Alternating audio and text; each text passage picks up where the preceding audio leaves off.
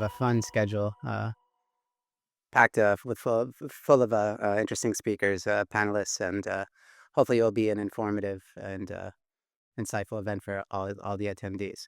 Okay, thank you everybody for joining us today as we celebrate our student success and explore the evolving landscape of university admissions. My name is Peter Davos, and I'm the founder and CEO of Hale Education Group. This past U.S. application season was marked by chaos, budget cuts, and cultural protests, all of which left their mark in different ways. Universities continue to struggle in dealing with the aftermath of the elimination of race-based admissions policies, while some had their presidents summoned to appear before Congress to explain their handling of on-campus civil disturbances. Despite these challenges, applications to popular test optional or test blind institutions, such as NYU, Boston University, UCLA, UC Berkeley, Northeastern, and Rice, all reached all-time record highs, as they did at Penn, which will now require the SAT moving forward. To further complicate things, the President of the United States pulled billions of dollars in research spending from Ivy League and state universities alike, severely disrupting the U.S. university ecosystem. Universities are tightening their belts, and the president of Princeton, for example, has now told his departments to prepare for 5 to 10% budget cuts over the next 3 years due to anticipated shortfalls in funding from the government and revisions to tax revisions to the endowments. However, there are silver linings to these clouds. With the gradual reintroduction of standardized testing requirements, applications to the most selective universities could actually fall moving forward, and acceptance rates should go up.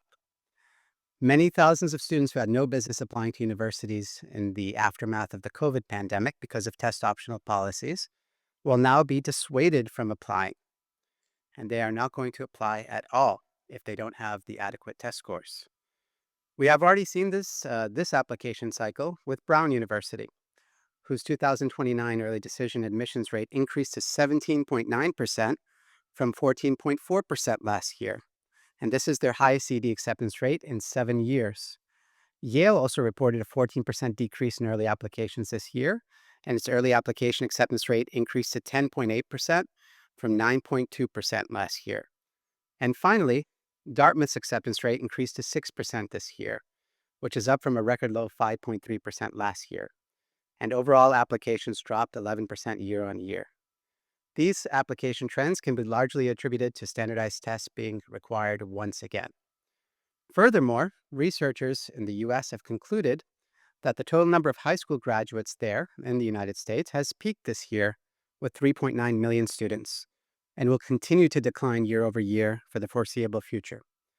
With a shrinking domestic pool of local high school graduates, who will U.S. universities turn to fill the gap? They will turn to international students, and they will do so more than ever before. This presents a golden opportunity for well-prepared international students who have high standardized test scores, excellent and compelling extracurricular activities, and well-curated personal profiles to reach unparalleled levels of admission success. Reflecting on Hale's past application cycle, which featured a record-breaking 8 acceptances to Columbia University, which is the second most selective university in the Ivy League after Harvard, and received 60,000 applications for only 2,500 spots. We are seeing these developments also play out in our own applicant pool. I anticipate this trend to continue for at least the next 3 years, which will present the best opportunity, in my opinion, in the last decade for highly competitive applicants to secure acceptances to top U.S. universities. As Hale enters its 13th year in operation, I'm not only optimistic about our students' journeys ahead, I'm positively encouraged by the results of this past cycle. Our students received a record $12 million in scholarships, over 100 offers from the University of California, and over 25 offers from USC alone.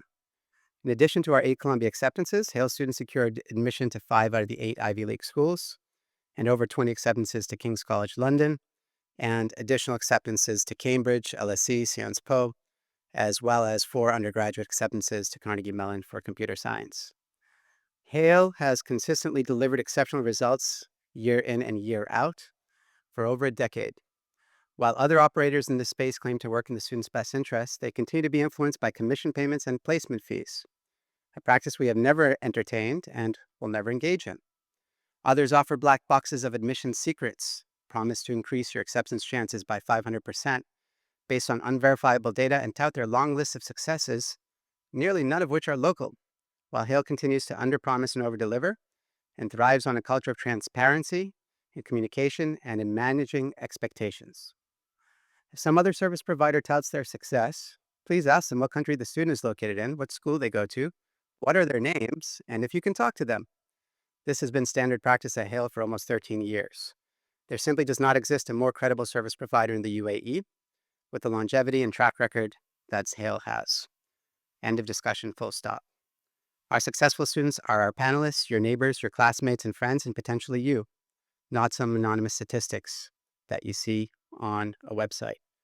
The U.S. still remains and will continue to remain the preferred destination of choice for most international students, and Hale Education Group will remain uniquely positioned to provide the most comprehensive level of support for those students. And without further ado, I'd like to introduce my colleague Aisha Siddiqui, who will come and shed some insight onto trends, tactics, and tests. Thank you all for coming today. Thank you, Peter. Hi, everyone. A warm welcome to you all. My name is Aisha Siddiqui, and I'm team lead at Hale Education. Today, I wanted to take a few minutes and highlight some takeaways from the past admission cycle. So together we can make more targeted decisions, which can then translate into more effective college admissions processes and results for your kids. As Peter mentioned, the increasing competitiveness of each admission cycle is bearing unpredictable results across the board, which is thereby influencing students to apply to more and more universities across the board. While this may seem like the logical step to follow, there needs to be a more structured strategy when crafting balanced college lists. 5 to 10 years ago, a student's college list would have included 2 to 3 REIT schools, 3 to 4 targets, and several safeties. Today, the issue has become that even safeties have an admissions rate of 20%, making them less of a safety and more of a likely. Let's talk about a hot topic when it comes to college lists, the Ivy League. Almost everyone is familiar with the 8 schools which constitute the Ivy League. So we're talking Harvard, Yale, Princeton, Brown, Columbia, Cornell, Dartmouth, and UPenn. More and more people are becoming familiar with the 6 schools which are now being referred to as Ivy Plus. So that's Duke, U Chicago, Johns Hopkins, and of course, Stanford, Caltech, and MIT. Once we take these out, we still have almost 3,300 schools in the running. This brings me to the subject of new Ivies, which is also referred to as public Ivies or Southern Ivies. According to Forbes' latest article, these 20 schools, 10 of them public, which are demanding an SAT median score of 1410, and 10 of them private, which are demanding an SAT median score of 1530. They not only offer a rigorous academic environment, but also support that with strong undergraduate research programs and excellent faculty mentorship. Something to take note of in terms of annual U.S. university research and development expenditure is that 6 of the top 10 universities are actually public. In fact, public universities of late are growing faster than private ones, with Southern school applications surging. UT Austin reported a 24% spike just this year, and at UVA, the out-of-state acceptance rate is a very low 12.5%. I'm sure you'll be interested to hear from one of our students, Malik, on how he not only managed to secure a spot at UVA, but also was offered the prestigious Jefferson Scholarship there. On the private end, Vanderbilt's acceptance rate has dropped down to 4.6% of the class of 2029. That's at par or even lower than some Ivy League schools. Later on, you'll be hearing from one of our students, Gavin, who will be attending Vanderbilt this fall. CMU, Emory, Pomona, Rice, these are all examples of schools which once used to be targets, but have quietly moved into dream school category. CMU is now number 1 for computer science, so that's globally ranked even higher than MIT. This year, 4 of our students received acceptances from CMU. So how does one prepare such a competitive academic portfolio, which will allow them to at least contend for one of these coveted spots? My next point elaborates on the need for targeted extracurriculars. Colleges are becoming more interested in not only what you want to study, but why. Students need to shy away from the generality of a school. and move towards the specificity of the program that it offers. Our success stories this year consist of Hale students who were not only aware of their interests, but proactive about participating in activities and programs which highlighted their skills and goals. Eleftheria honed her passion for politics through Columbia's economic entrepreneurship and social justice program, and then delved deeper into the field under the mentorship of a college professor to write a research paper on the rationality of Brexit. She was accepted into UPenn, Brown, Dartmouth, Duke, Northwestern, Georgetown, UCLA, and many others. She's decided UPenn is the right fit for her. Karan's journey has been a unique one in the sense that while he didn't pursue a traditional field, he combined several of his interests, including comparative religion and sustainability, into a compelling narrative and expanded these initiatives through several different channels, whether Yale Young Global Scholars, Pioneer Academics, or by promoting his best-selling book on UAE indigenous plant life. His vision has resulted in 12 stellar acceptances, including UC Berkeley and Brown, which he will be attending. Vian supplemented his excellent grades by winning gold medals at both intermediate and advanced UKMT challenges and conducting hands-on experiments through internships at Emirates Aviation University. Carnegie Mellon recognized his focused efforts and offered him a spot to pursue a major in aerospace and aviation. Similarly, Julia completed a Human Rights in the 21st Century course from Columbia University, which cemented her interest in applying to the Columbia Sciences Po dual BA program.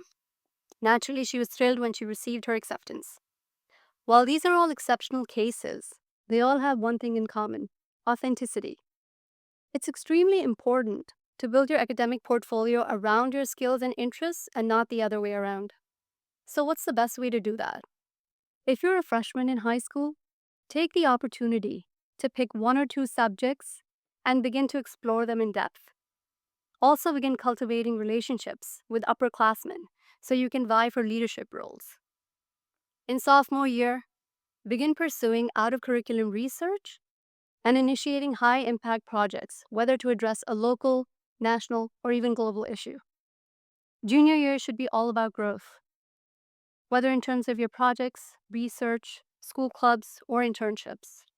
Safe to say, high grades and higher standardized test scores remain the foundation of a stellar application. Which brings me to the fact that standardized testing is very much back. Why? Well, many admissions officers' defense is that these scores are the single best predictor of performance in college.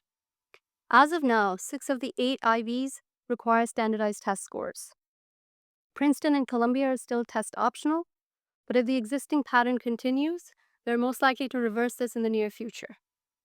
From Ivy Plus universities, Stanford and MIT require it. Duke and UChicago remain test optional. Of the top 40 colleges in the country, about half still remain test optional, with the UCs maintaining a test blind stance. I would say it's important to do your research and get to know your audience.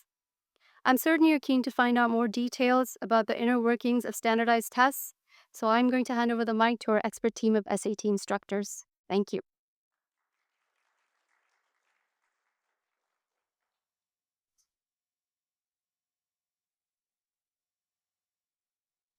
Thank you, Ayesha. Hello, everyone. My name is Roy. I'm the verbal test prep instructor here at Hale. As my colleague mentioned, standardized test results are indeed considered the single best indicator of undergraduate academic success at university. Harvard even has it up on their website. Standardized tests are more important than GPA. And this is what Yale's president had to say about the matter.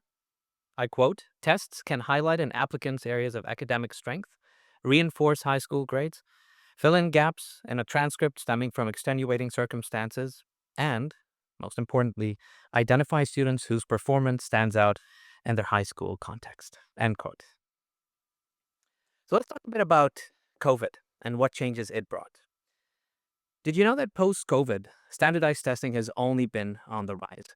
For instance, MIT and the University of Texas at Austin reinstated standardized test requirements for the fall 2024 admission cycle, reversing earlier test optional policies. Colleges only went test optional when COVID hit. Now, in a post-pandemic world, with each passing year, going test optional is becoming less and less of, well, an option. This trend will undoubtedly continue, which means that standardized testing is all but unavoidable. According to the College Board, the people who do the SAT, many colleges have reinstated these requirements this year, 2025, indicating a broader movement toward valuing test scores post-pandemic. Specifically, the College Board lists 19 private and 35 public universities that currently or will soon require SAT and ACT. We'll talk about those. With some, like Cornell and Stanford, planning to reinstate testing for the 2025-2026 cycle. In fact, many universities that had previously gone test optional have changed their stance and now require the submission of results of standardized tests. Recent universities that have done just that include UPenn, Harvard, Yale, and Brown. Now, I've mentioned this term, test optional, okay? Let's talk about some commonly confused terminology, okay? 3 things I'd like to talk about: test optional, test blind, and test mandatory, okay? Test optional means that, at least on paper, okay, you can choose to submit your test scores or not, okay? Some universities that are still test optional include Princeton and Duke. Test blind means you cannot submit your scores. Simple as that. They are not part of the admissions acceptance cycle. Okay. The UC universities are test blind. So UCLA, UC Berkeley, as of now, they're test blind. Lastly, there's test mandatory, which is pretty self-explanatory. You have to submit SAT or ACT scores. Okay. Many universities are test mandatory, including Georgetown University, Johns Hopkins, and Caltech. Another thing I mentioned was SAT and ACT. Okay. These are the 2 major players on the standardized testing playfield. Okay. The SAT has recently changed, 2023. It was pure pen and paper based. Now it's pure digital. Okay. And the ACT is itself undergoing changes right now as we speak. Okay. So right now may not be a good time to take the ACT. Okay. Because there's a lot of variables still involved. Okay. I'd like to end this with a note to the wise. Okay. A university may be test optional or test blind now, but especially if you don't do your research and leave it last minute, you may be in for a rude awakening. You may go to apply and suddenly realize that the university that you had thought last year was test optional or test blind may have decided that we're reversing that decision and we now require it. Okay, um, test optional. Yeah, I hinted at this when I said on paper, right? On paper, it's test optional, but in actuality, test optional is really more test expected. Especially, if you come from here, you attended a private high school here in Dubai, or if otherwise they know that you had the resources to prepare for it and the means to do it, but you didn't, that will probably, count against you. Okay. Yeah. So to play it safe, you always have to be ready to take the standardized test. Here's data from 2 test optional universities. Northwestern, 8 out of 10 students who were admitted took the exam. University of Georgia, of those who submitted, 49% got in. Those that didn't, 26% got in. Those numbers speak for themselves. In other words, for that university at least, in that case, you would have lowered your chances by 50% if you had not submitted SAT scores. So whether you're interested in an Ivy League university or not, test optional really means test expected, and test mandatory, well, it's mandatory. And what about test blind, right? You may be thinking, hey, listen, I want to go to UC Berkeley. It has the program I want. It's test blind. Should I be worried about this? Here's the thing. Most of you are still young, right? You're probably thinking about this at 14, 15. You may change your mind, right? You may decide to go change majors and go somewhere else. If you're not test ready, that's not going to be a good situation, right? You may, God forbid, not get accepted at whatever it is you're applying to, right? That's test blind, okay? Many things may change. And if you're going to scramble and stress out at the last minute, that's hardly conducive to a successful application, okay? So no matter how you look at it, No matter how you look at it, you must be standardized test ready. So, what exactly is the difference between the SE and ACT? How early should you start preparing, right? What exactly constitutes a good score? These and other concerns will be addressed by my colleague, Mr. Sachin. Thank you very much.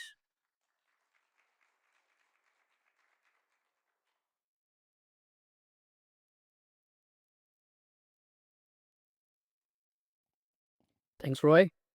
Hello, everyone. My name is Sachin. I am the math SAT test prep instructor at Hale. As my colleague mentioned, the two major players in the standardized testing fields are SAT and ACT, which evaluates your competency in crucial area that reflect your college readiness. So let's understand the major differences between these two tests. Now, the difference between the two standardized tests is that SAT dwells more deeply into the concept, but is short as compared to the ACT, which is more shallow but lengthier, covering more geometry and trigonometry. SAT is less intense in pacing. ACT is generally fast paced. So, time management is crucial for ACT. SAT has only two sections, verbal and math. However, ACT has five sections: English, math, reading, science, and essay. Science and essay are now optional. However, some universities might want you to write an essay or do a science section. Since ACT is changing, we have to wait and watch. In the eyes of college admission officer, the two exams are equal, but different students sometimes perform differently on each exam. The best choice depends on your strength. Students who prefer faster pace and direct questions might like the ACT, while those who are strong in algebra and data analysis might prefer SAT. As such, it's hard to tell which test would be a better fit for you without trying both tests. So it's best to give a diagnostic test to analyze which exam suits you best. The second question which comes up every time is, when should my child start practicing for these tests? Now, if you are in grade 10 or year 11, you may have more time to prepare, which does not mean delay it, but take advantage. Start early and pace your prep in such a way that you achieve your ideal score before your senior year starts, which gives you at least 3 attempts in the bank by the end of junior year. On average, most students need 3 attempts to reach their desired score. Not leaving long gaps is recommended so students do not forget what they just learned, and address all weak links thoroughly, both in English, like vocab and reading, and math. Based on an article published by National Bureau of Economic Research, students who take SAT more than once end up with a higher scores and higher college enrollment rates. Leaving your senior year to focus solely on your academic grades is the best case scenario, given all the school and academic and extracurricular that the student has to go through. Another important question that I need to address is, what is a good score for the SAT? The concept of good score depends on universities you are applying to. For some schools, a SAT score of 1400 is considered excellent, putting you in top 5% of the test takers. While for top 20 colleges, it may fall below the average accepted score. In general, top ranked universities, including SAT accepting colleges in the US, expect higher scores. Ivy League schools, in particular, set even higher benchmarks for applications. For example, the average score needed for top 5 universities is 1550, including Harvard, Stanford, and Yale, which puts you in top 1% globally. But as you can see in the slide, for say Princeton, MIT, or Harvard, a score of 1570 to 1580 out of 1600 will put you only in top 25% of the applicants. So please do some research on the score requirements for the universities you wish to apply to. SAT score is the only consistently transparent parameter published by the universities every year for their admission process. For any further questions or queries, please reach out to us. We are just in front of the television and will be more than happy to answer every question in detail. Now I would like to welcome my colleagues, Mr. Bilal, Mr. Shafiq, and Dr. Sam, who will be moderating the global admission panel. And the first question will be on how the SAT is not only for the US, but for other global destinations. Thank you very much. Hi, everyone. Thanks again for joining. My name is Bilal, and I'm a senior counselor here at Hale. We're very excited today to present our first global panel, and we've had the pleasure of working with students who have gotten top acceptances across Europe, the UK, and Canada. So please welcome to the stage Bilal Saleh, Leia Latki, and Sara Al Qaisi.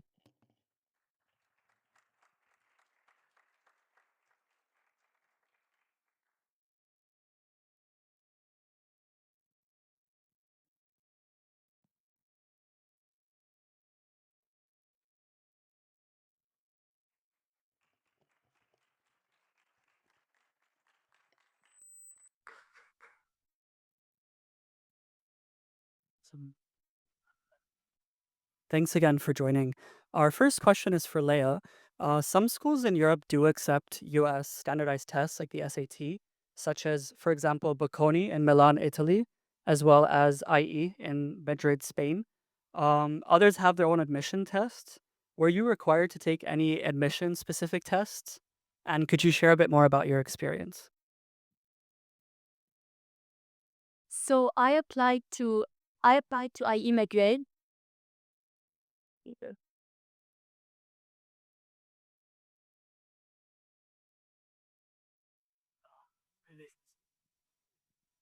So I applied to IE Madrid, and I did not have any previous standardized testing, such as the ACT or SAT. So due to that, I opted to take the IE test, which tests your cognitive skills and verbal reasoning. And it lasted for an hour. I took that test while sitting at home, and of course, you're recorded while taking that test. And I didn't need previous practice, but I used all resources provided by IE University, and I was able to complete the test in such an easy way because no previous practice is needed or no previous knowledge is needed to be able to complete that test. And in addition to that test, a Kira assessment is needed, which lasts of a 1 minute video recording based off an open-ended question, which you're not previously noted about that question. My question was, for example, what I would want science to be able to cure in 50 years. So in 1 minute, I had to come up with a creative answer and record myself. And after taking the IE test, if IE University sees me as a candidate, they ask me to do an interview. And that interview was very straightforward and interesting, and mainly consisted of my application and why I think my major was the best fit for me. That sounds great. Thank you so much for sharing, Leia. One more thing to note is that IE Madrid does accept the SAT. You personally chose not to submit your scores and were still admitted. So it's definitely not a definitive part of the process. They do accept SAT scores as a form of admissions material. And actually, for IE Madrid and other colleges, you can actually skip their admission tests if you submit an SAT score. So, for example, IE Madrid, if you submit an SAT score above a 1200, you're not required to take the admissions test, but that is completely up to the student. So, it's good to know what the options are as well. Thank you, Leia. Of course, thank you. Thank you for that, Leah. So, alongside your European applications, you also received an offer for George Washington University in the US and the Foundation Program at King's College London. So, can you tell us a bit about the Foundation Program at King's and why you decided to apply for it? So the foundation program at King's was a very interesting program I looked into and researched. And I decided to apply for business in King's College London. And business has always been something I'm interested in, which I've also thrived and experienced that through creating an application, which I launched on the App Store as well, which helped me to bring out my entrepreneurial spirit. So I felt like joining that college would allow me to strive more within that field and allow me to experience and get get more experience from business through that foundation program before progressing on to my first year. Great. Thank you, Leah. So, Sarah, you also applied to the UK and you've received an offer at LSE, just down the river from King's. Um, so, for UK applications, students are limited to 5 universities that they can apply to. So, what factors influenced your choices of universities in the UK, Sarah? And how did those affect the strategy behind crafting your university list? So it took me a while to fully decide my list. As you know, we worked together. My first list was actually only London. And that was because I wanted to be in London, close to family which live there. But after a lot of research, I realized that there are other universities that are maybe not better, but a better fit for me outside of London. So my final list was LSE, King's, Warwick, Bath, and Manchester. And these are all universities, as a person who wants to go into finance and wants to work in private equity or investment banking. These are all unis that have really great connections to top investment banking firms in the UK, like Morgan Chase and Stanley. So that's one of the main reasons why I picked the unis that I picked. Excellent. Yeah. Thank you, Sarah. Thank you, Sarah. Our next couple questions are for our panelist, Bilal. We're very happy to have you here. Bilal applied to several universities across the European continent and was admitted to some fantastic programs, including ESCP in France and ESAD in Barcelona, which are both ranked as top 5 business schools in Europe. ESCP is widely regarded as one of the French Ivies, so we're really happy with the results. In terms of the actual application process, it's obviously a lot more different in Europe, right? It's more decentralized. There's no common app. There's no UCAS. Could you share a bit more about the process and any advice you might have regarding the timeline?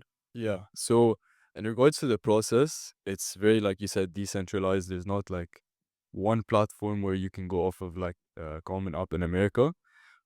Each university has different requirements in terms of, the questions to answer, if there's an interview process or not. It's very different. And I think you guys at Hale really helped me maintain focus and catering to those requirements that each uni requires. Um, and being able to portray my like identity, my application to the best of my ability through maintaining that focus in terms of what they require in the application process.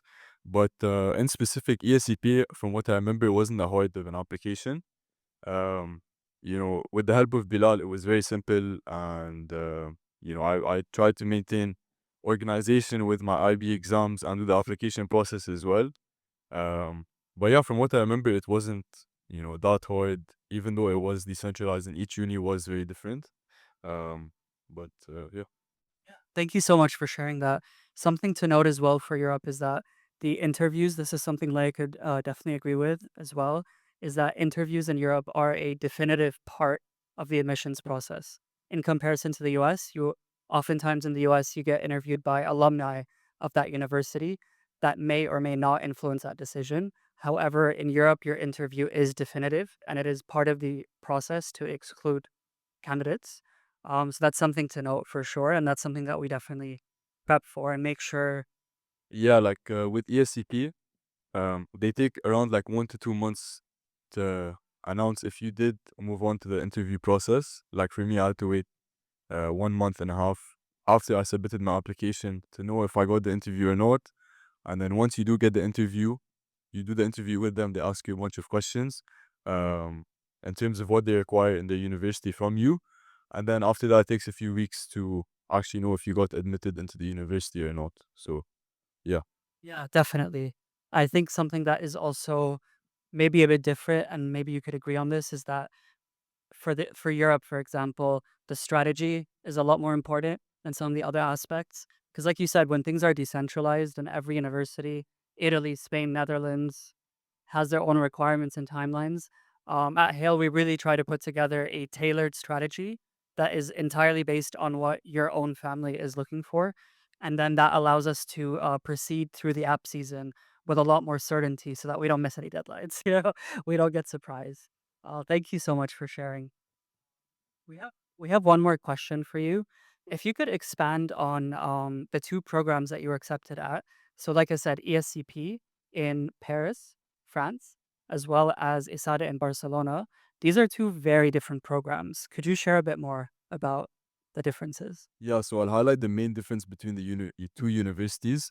With ESCP, you travel to three different countries within the 3-year program.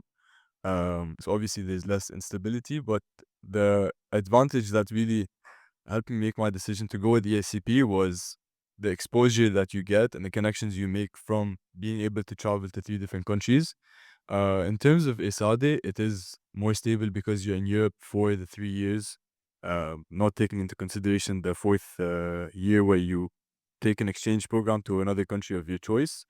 Um, Another main difference was the degree that I chose for each of the universities. In ESCP, it was management, so it kind of aligned with my goals for the future in terms of what I wanted to do. And with ESADE, it was a degree called Global Governance, Economics, and Legal Order. So it was a bit too niche and too specialized for what I wanted to get out of university. So in the end, with the help of Bilal and my parents, we decided to go with ESCP. Yeah, ESCP is definitely a great choice. And definitely to add on to that, there are always amazing options. If you're a student who really enjoys travel and you're not someone who needs to be in one place for several years, ESCP is the perfect. I mean, you got accepted to Paris, Italy campus, and the third one? Yeah, Paris, Turin, and then depending on your grades and the availability, it's between Madrid and London. So yeah, like you said, if you're an outgoing person, you like to travel a lot, ESCP is a perfect program for you. Not just in terms of, personality and character development, but also academically, they're very good. So yeah. Yeah, sounds good. Thank you so much, Bilal, for sharing. So, So, Sarah, in addition to applying to the UK, you also applied to Canada.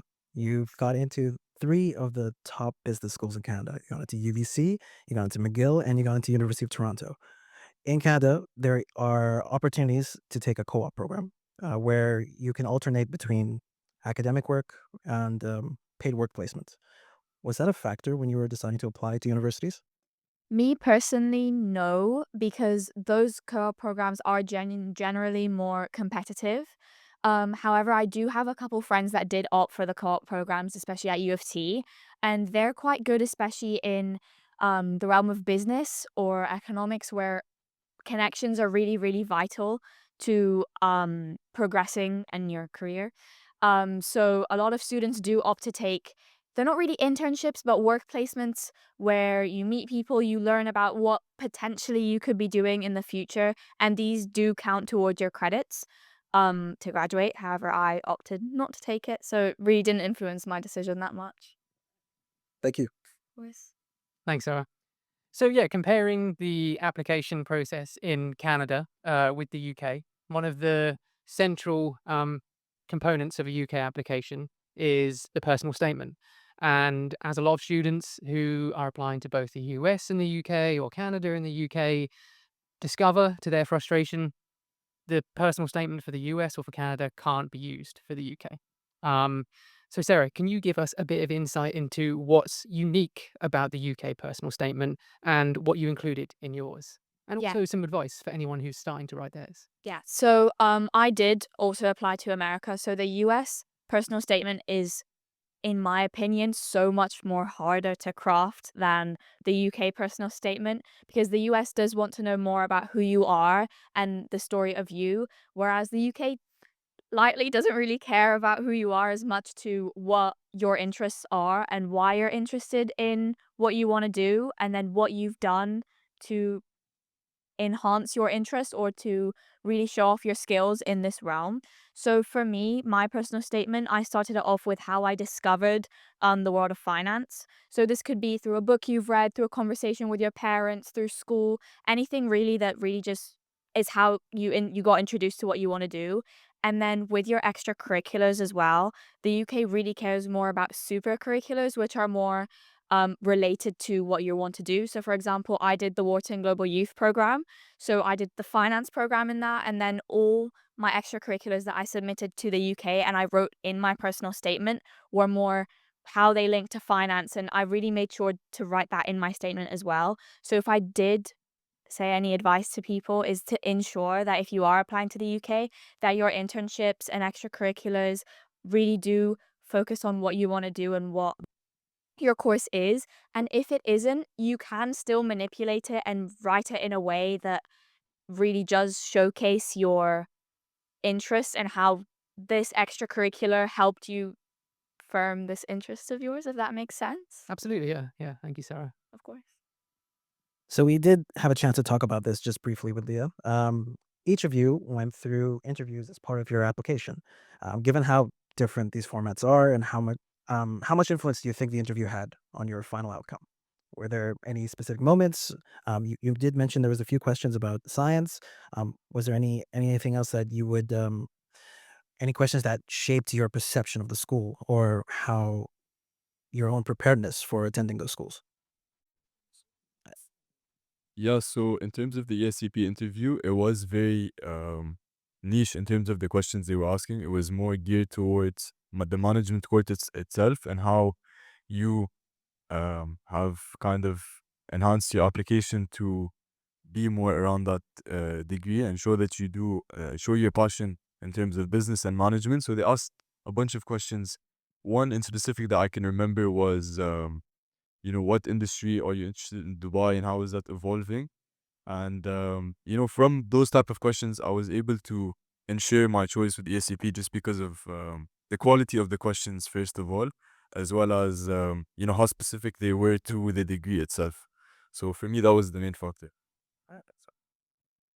And so for me, my interview mainly was based on my specific application and what I wrote in my personal statement. So the interview was mainly about, as well as I previously mentioned, I created an app on the App Store. So that was about why I created that app and why my specific major would help me strive further to more benefit that app in the future as well.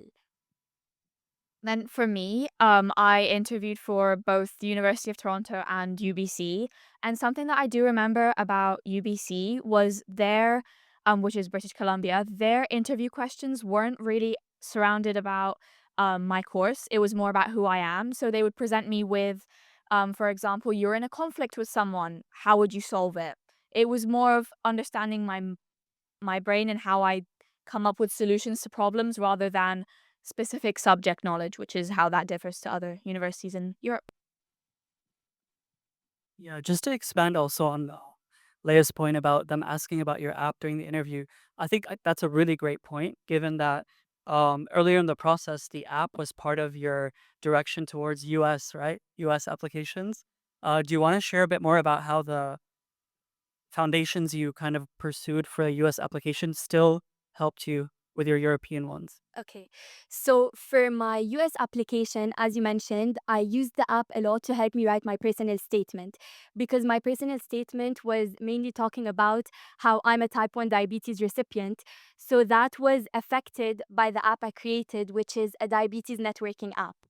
So that helped me with my IE interview because they got inspired by the app I created. So they were able to see that through that app, I would be able to gain insight and knowledge from the major I chose to help me provide that app to other students and get other students to know more about the app and use it as well. So my major has marketing as well. And of course, an app needs marketing to be able to reach global individuals. So that's why they were really interested, and that's why the interview consisted mainly about my app and my personal statement. No, that's really great. Thank you for expanding on that. Um, as a final question for our panelists, we have a hypothetical one. If you could go back to the start of your application journey, what's the one word of advice you would give your past self? So I would say that if I would go back in time to my first application season, I would say that there's no need for stress because at the end of the day, this is all going to be worth it. And at the end of the day, it's a milestone you cross in your life. So don't take it for granted. Give it all your best and put all the effort you can because at the end of the day, you will be very proud of where you came.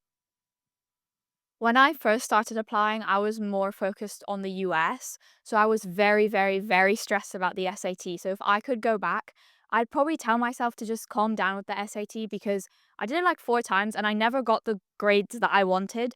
And that like really, really upset me all the time. But now that like I am committed to like another university that didn't really need it, it's not the end of the world if you don't do well on the SAT. Like there's always another option. So you don't need to stress about it, like you said. For me, the main piece of advice I would give to people applying to Europe is to, first of all, maintain organization in your timeline, which is obviously where Hale comes in and helps you with that. But even with the unis that you're applying to on your own, please make sure that every step of the application process, you have a timeline catered to that and everything is just organized, because for me, that was really important, to organize my IB exams and the application process and to not be stressed about anything, and just go through it, calmly and with full focus as well on what the application requires from me. So yeah, just maintain organization and hopefully it'll be fine. All right. Thank you. Thank you all so much for your valuable insights. Right now, we're going to go to the question and answer sections. All right. So um, if you have any questions for our panelists or the counselors here about specific countries, about applications or personal experiences, this is your chance to ask. Just a quick note that there will also be an opportunity later to talk to both Bilal, Sam, and I during the breakout groups. So if anyone has any questions, microphones will be going down the hall. And if you have any questions, please raise your hand. No questions? Everyone's really good with this? Okay, so now that's the end of our global panel. Please join me in thanking our 3 students, Bilal, Sarah, and Leah, not just for sharing their insights, but also for joining us during their exam season. And next, we will have a keynote on securing scholarships, which will be delivered by one of our team leads, Mr. Akasha. The way education infrastructures generally work across the rest of the world is that they're centralized under government funding. However, in the US, you'll find them to be decentralized, driven by private universities that rely on massive endowments. There's 21 other institutions in the US that have a funding of at least 10 billion. There's 56 other universities that have a funding of at least 1 billion. This expansive financial infrastructure allows US universities to be very generous with financial aid and merit based scholarships, including to international students. Financial aid is need based, so it is awarded in accordance to a family's income. So, for context, some examples: Harvard awards full financial aid to students whose families have an income of less than 100,000. Yale expects no contributions from families with an income of less than 200,000, and Princeton likewise no contributions for families with an income of less than 180,000. There are 2 types of universities. There are need blind ones. These include Harvard, Yale, Princeton, Amherst, and Bowdoin. These universities do not consider financial status when awarding financial aid. This means they commit to meeting 100% of demonstrated need by the families, including to international students and their families. And then there's need aware universities, which includes NYU, Northeastern, many of the public universities in the US, which do factor in financial status. Essentially, as an international student, this means for you, if you do apply for financial aid, it becomes more competitive for you to gain admission to that specific university because you will be compared alongside other students who are also vying for that same aid. From our perspective, from our general experience, are arguably the better route in for international students. These are across the spectrum. So, for example, there are partial tuition scholarships, for example, USC's presidential scholarship. There's full tuition scholarship, for example, BU's trustee scholarship. And then, excitingly, there are full rides plus stipends as well. So, in some cases, universities may even pay you to attend, and we'll learn more about this from Jaditya. Other notable scholarships that have been achieved by Hale students in the past: a full scholarship from Harvard of 330,000, a partial scholarship from Columbia of 100,000, 340,000 from Brown, which is a full cost of attendance scholarship. Same from Northwestern of 300,000, and Purdue as well of 330,000. Now, given the diversity of the names mentioned from Purdue to Harvard, it is important to have a broad and well-researched list. For example, under a common misconception, many international students don't end up applying to University of California schools. uh, with the opinion that they do not generously offer scholarships to international students. But Hale students just this past year proved this wrong, achieving over $1 million in scholarships from across the UC system. Some more notable scholarships to be aware of as an international student to consider in the future should you be applying include the Tulane Global Scholars Program, the NYU Wagner's Dean Scholarship, and Rice Distinguished Trustee Scholarship. And I am proud to say that Hale students have achieved all of these. In over a decade of service across the Middle East and to students globally, we've helped secure $71 million in scholarship across nearly every competitive school you can think of, from BU to Columbia to Northwestern to Vanderbilt, and on and on. This is a testament to what the right support, strategy, and ambition can do for students. And now I'd like to invite someone who has benefited from exactly this. His name is Jaditya Malik.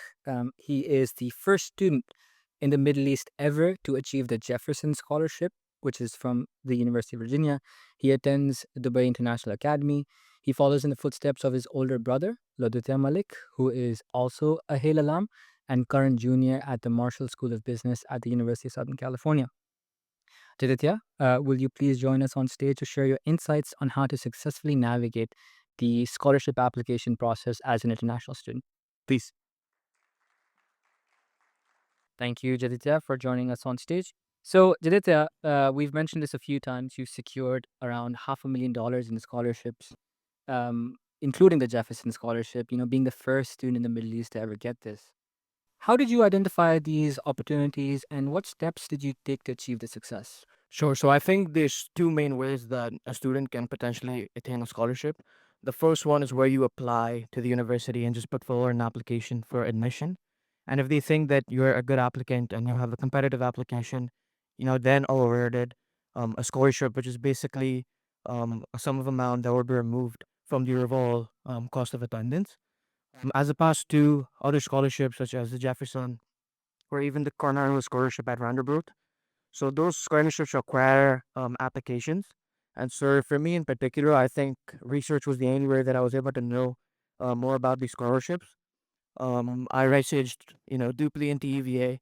Peter is the one who really helped me understand that UVA and school as a school in itself is very good for their financial program.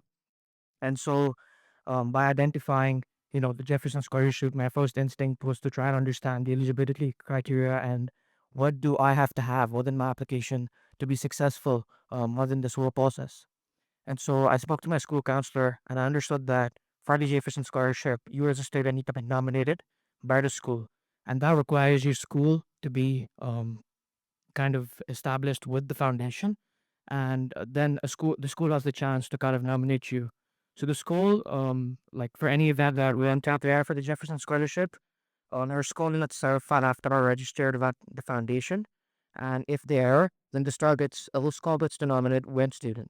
So for them, the first step was actually being able to excel within school and to try and persuade my school counselor to let her know that I was probably the best student that could have been nominated for the scholarship. After that, I was given the chance to prefer an application, which I did with the help of Akasha and everyone at Hale. And once that was done, I was invited for a round of interview, a couple of them actually with regional and international admissions officers. And as they went well, I was awarded the scholarship. Wonderful. So that echoes some of the sentiments from the students earlier. You know, being well researched, being well informed, staying abreast of all the important details, and of course, additional help can, keep you aware of that. So, the University of Virginia's Jefferson Scholarship is not the only offer you got. You also got into USC, University of Southern California, King's College, UCL. What made you choose UVA in particular, and how did the promise of a supportive scholastic community like the Jefferson Scholars influence your decision? Sure. So for me, in particular for UVA, it wasn't just about the monetary value that was attached with the scholarship. It was everything else that the scholarship really entails and provides me as a student. The idea of studying abroad is to just try and make the most of your experience. And I think UVA was giving me a choice. Firstly, within the scholarship, I have the chance to do a semester abroad and a summer abroad that is fully funded for. I could partake in research around the world as UVA has great ties to some amazing universities around the world. May that be, UK, India, Paris, and so on and so forth. And even apart from that, the Jefferson Scholarship also has a fund that allows students to create startups, which are also funded for. But I think most importantly, what the scholarship entails is the access to a very strong and powerful alumni network, which, in my opinion, was super important in my case, just because I wanted to go in the finance field after university. And just as well, the panelists mentioned, networking is a super crucial thing that will actually help you excel within the field of finance. And UV in particular has great pipelines to some of the top investment banks, private equity firms, or even hedge funds. And so I think all of that coupled together really made me incline myself towards UVA and really put it as a tough choice as an offer that was too good to refuse. And yeah. Yeah, yeah, again, so, details you've heard earlier, being aware of the program, its advantages. So, as students, we really must be doing our research, in picking our top choices. So, Juditha, you did a fair bit of writing, personal statements, supplemental essays, which are important in, achieving the scholarships themselves. A lot of writing there. So, tell us about the approach towards the writing, crafting the pieces, and how you ensured they reflected uniquely your story. Sure. So I think for the personal statement and supplemental essays, there's probably two things that have to be certain within your application. The first thing is that everyone should be as authentic, as real as you can. And something that's unique to you will not be unique to someone else, and that's probably the only way that you can differentiate from such a large pool of competitive applicants. And so, just having that unique part of your personality that you can really talk about will really set you apart from the crowd. Because one thing is for sure, that everyone has good grades and everyone has amazing extracurriculars, but the way that they can portray themselves is only through your personal statement or your supplemental essays. And so that brings me to my second point, is that you should have a recurring theme throughout your whole application. For me in particular, it was how I could use my love and passion for economics as a means to create social impact in the communities around me. And so just having that recurring theme let the universities know what I stand for and what I want to pursue at the higher level, helping them make a more clear decision and let them know what they're really investing in as a student. And so I think, firstly, just be authentic, be yourself. Speak, work with your counselors. Like Akasha probably knew more about my personality than myself. And I think that, in general, if you're just able to focus on yourself and not try to display yourself as someone else, you'll really be able to put up a very competitive application that will help you succeed in this overall process. Yeah, that's great. You've done a great job in standing out, and that's what my next question will be about. We've heard so much about acceptance rates, right? 4.2%, 12%, etc. For something like the Jefferson Scholarship, that's acceptance rate of much less than 1%. Only a handful of students globally. So tell us a little bit about what it took to stand out in this competitive context. Yeah, so I think one thing that really helped me stand out in my application was that I had a good balance between academics and extracurriculars. And I think that in general really works with everyone. One thing is for sure that there is no certain formula or set pattern that you can use to get into any of these top universities. And so it's just so important for you to find those unique parts of yourself and really build upon those to show that in your application. For me in particular, it was keeping my grades high in school and really excelling academically, track excelling outside of school. I was able to represent the UAE national cricket team at the highest level. And cricket was one part, of my life in general till now, or even in my application that really helped me build character and really spoke to my ability to manage time, and even, provide commitment towards some of the things I want to do. Apart from that, I also had a couple of passion projects. Like I founded a economics and financial literacy club here in the UAE, and today I'm very happy to say that we're a part of almost 28 organizations where we teach students the basics of financial literacy as after-school activities. We've taught over 2,000 students in more than 10 countries, and we're able to get a letter of recommendation and recognition from the UAE Ministry of Education and the India's political party. So I think that has like having passion projects. And I think the last part that really set me apart was also the research that I undertook as a student throughout my high school. I had three research experiences. One was under a senior leader at Morgan Stanley. And something I'd like to highlight here is for any students that want to do research, I think it's not necessary that you have to work with some amazing professors at top universities. even if you're doing self-initiated research or just working with professionals within the field, whether that be any field, and if you're really able to put in time and effort towards what you want to do, you could actually craft a very good research experience that could be super helpful for your university application.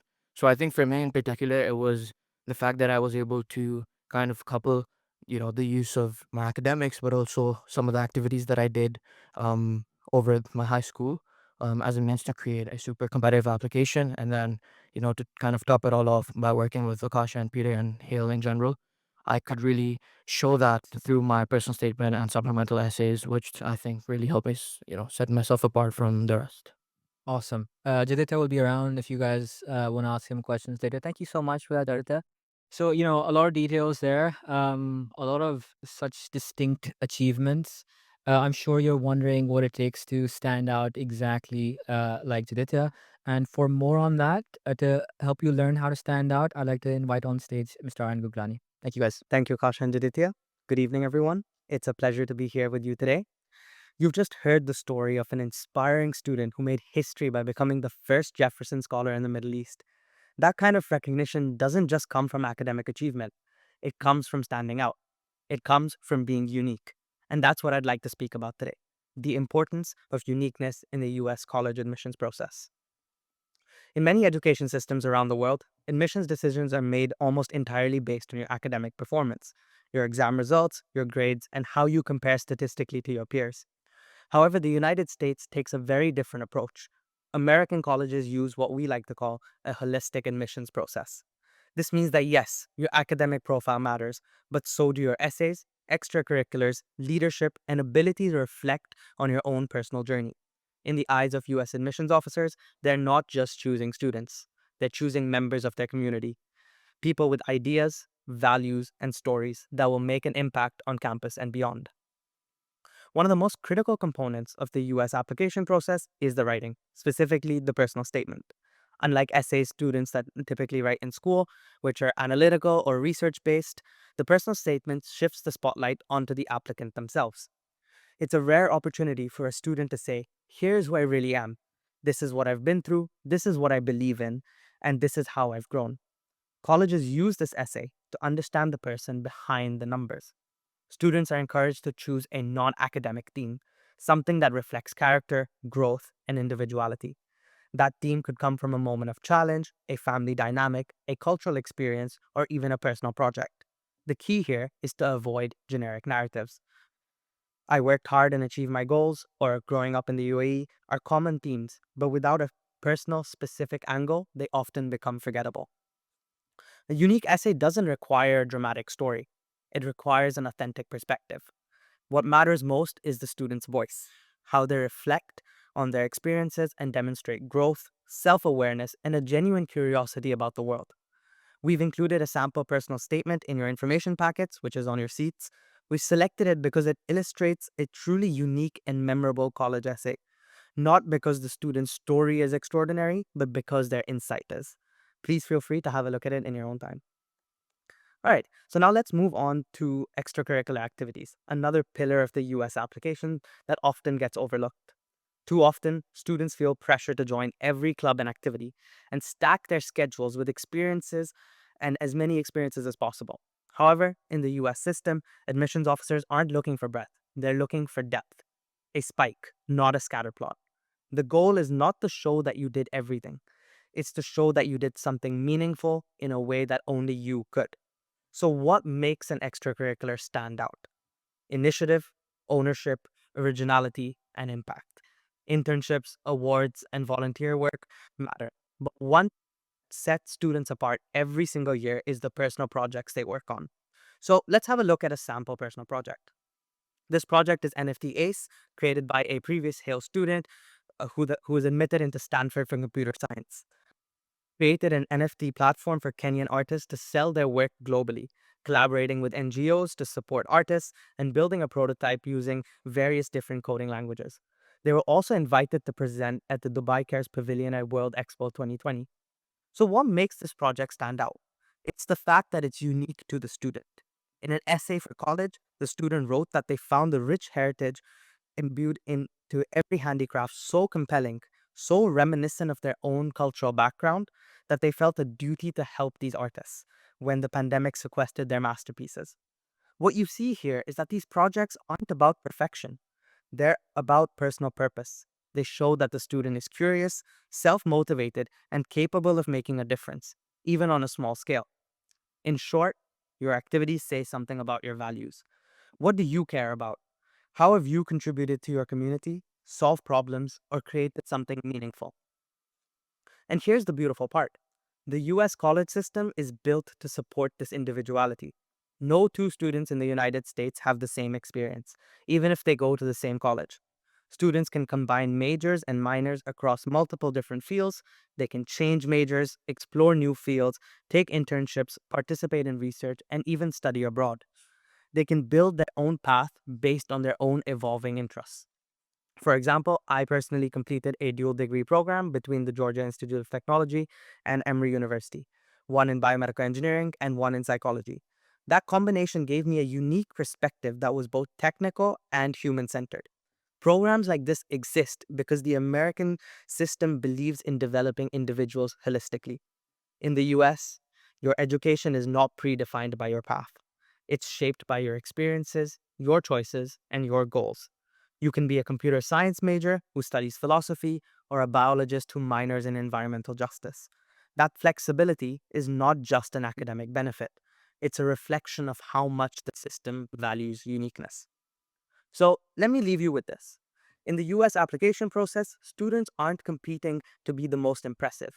They're competing to be the most authentic, memorable, and self-aware. Admissions officers aren't looking for perfect resumes. They seek curious, driven, and ready to grow students who dare to explore who they are and the clarity to express it. So, to the students here today, don't write what you think colleges want to hear. Don't join activities because they look good. Do what matters to you, and then tell that story with honesty, confidence, and reflection. That is how you stand out, and that is how you become unforgettable. Thank you everyone for your time. We will now move on to the US panel, and I would like to reintroduce our founder and CEO, Mr. Peter Davos.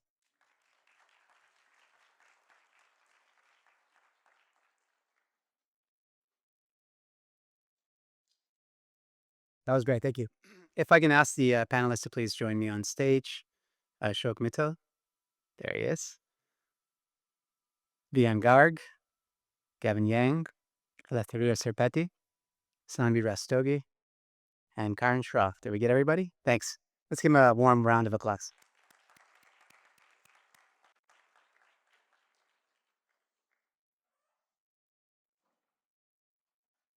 I think, there are some commonalities in terms of your profiles, and one of them is the love for learning that extends beyond the classroom. So yeah, my name's Elif. I applied for PPE, which is Politics, Economics, and Philosophy. I was doing Economics and Politics A level, but to look at philosophy, it was a little bit more difficult. So I did quite a few online courses, and I also did a summer program at Columbia 2 summers ago for Econ with Justice. And then I read a lot of books like by myself that you can talk about like in the academic portions of a lot of applications. Um, and then things like in school, getting involved in the Economic Society and the Politics magazine. So basically just integrating yourself wherever you see the aspects that you want to do at university in your daily life, as well as taking your own initiative, reading books, doing courses that you can get like certifications for and things like that. Ashok, you also had an interest in philosophy, and I think that was one of your major interests in terms of, in university. But you didn't have access to philosophy at school. So how were you able to fill that gap? Yeah, hi. My name's Ashok. I take the IB and my school didn't offer philosophy. So the first thing I did was I pursued courses online. There are a lot of excellent courses that you can get for free on like Coursera, and obviously paid ones as well. Um, but beyond just that, one thing that really interested me about philosophy is like its practical applications. So I'm from Tanzania, and Dubai is like the complete opposite, first world, third world. And something I really wanted to look at is how the perspective of kids in Dubai differed to that in East Africa, in Tanzania. And so in my summers, I went to Tanzania and I would go to local schools and I would just do simple philosophy workshops moral dilemmas like the trolley problem, and I wanted to see how they would approach problems like that.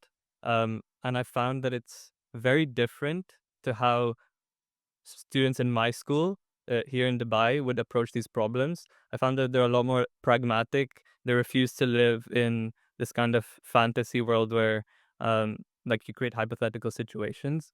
Um, and yeah, so that's something about philosophy that really sparked my interest, and I took that practically and tried to apply it in my life rather than just in academic settings.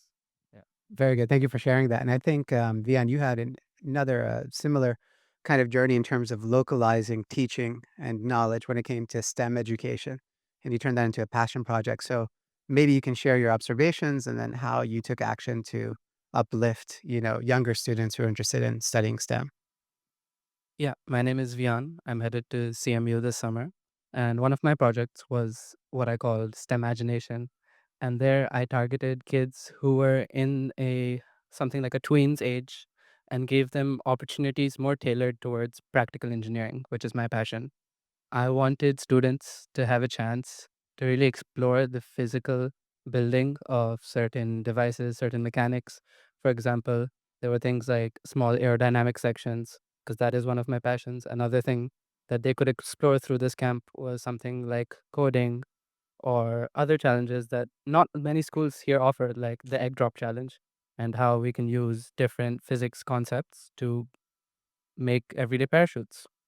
And I think a big part of why I did that is because it was an opportunity that I had gotten from my parents and through various camps and activities that I had done. But I had noticed that a lot of people around me were not getting the same opportunities. And I felt like I was almost limiting some people and their love for STEM, which is something I wanted to share, which is why I brought it to my community.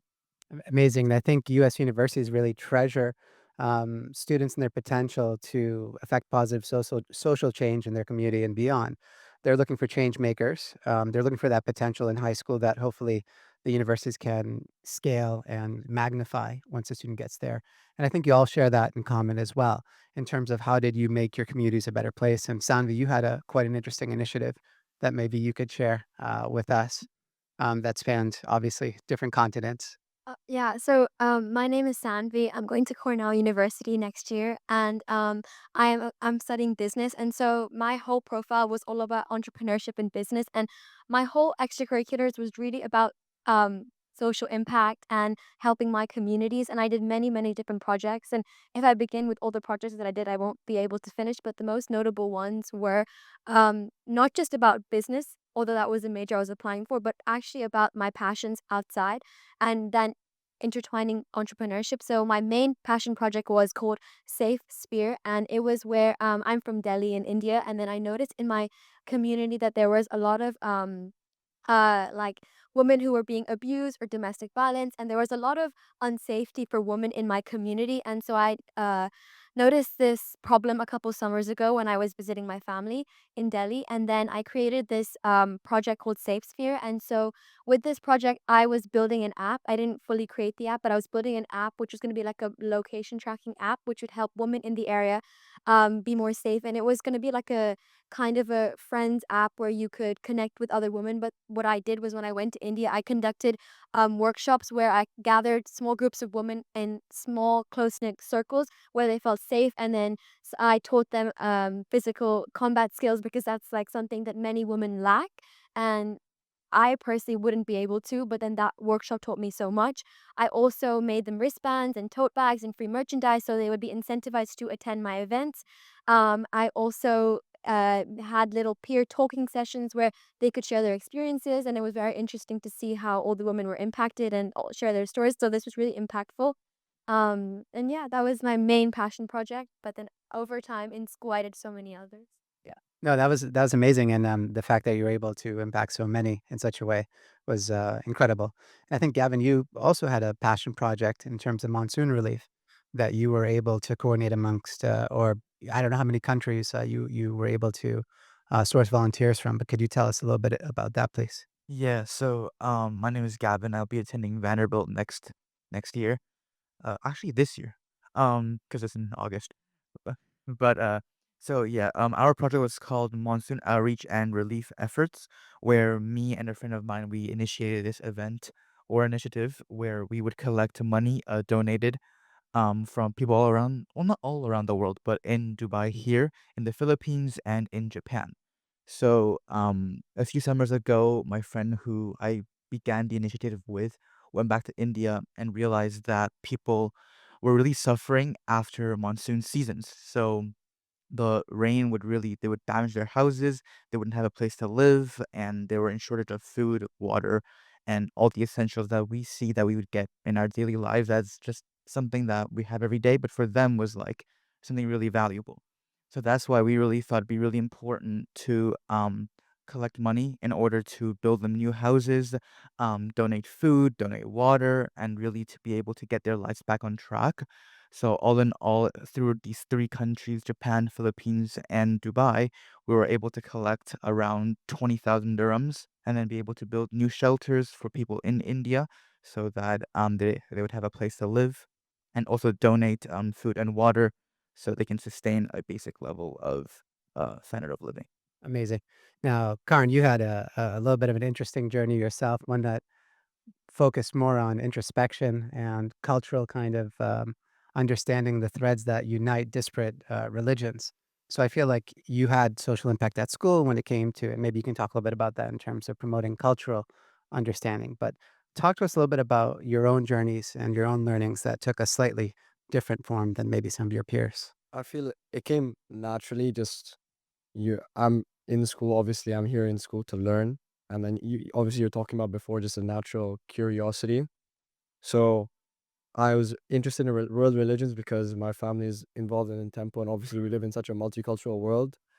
I initially in high school I started a club that called Undivided, and we were looking at just different cultures and why culture is so important, and that just made me reflect and think, okay, what do I want to do in my life? Like I want to like I love all these cultures, and I should know all these cultures if I'm able to help other people like understand why culture is so important. So that led me on a journey of I visited cathedral in Milan and explored Christianity. I went obviously here the temple here, and in school I worked with for Friday prayers, and then I also went to Bhutan to explore Buddhism. And it was more of a personal journey of I wanted people to understand that why culture is so important. But if I'm to tell people why culture is so important, I should understand myself. Yeah, and that's actually something that a lot of universities are emphasizing now, the importance of diversity, the importance of inclusion as well. So I think you saw that probably in a lot of your supplementary essay prompts, right? How do you promote diversity? How do you promote inclusion?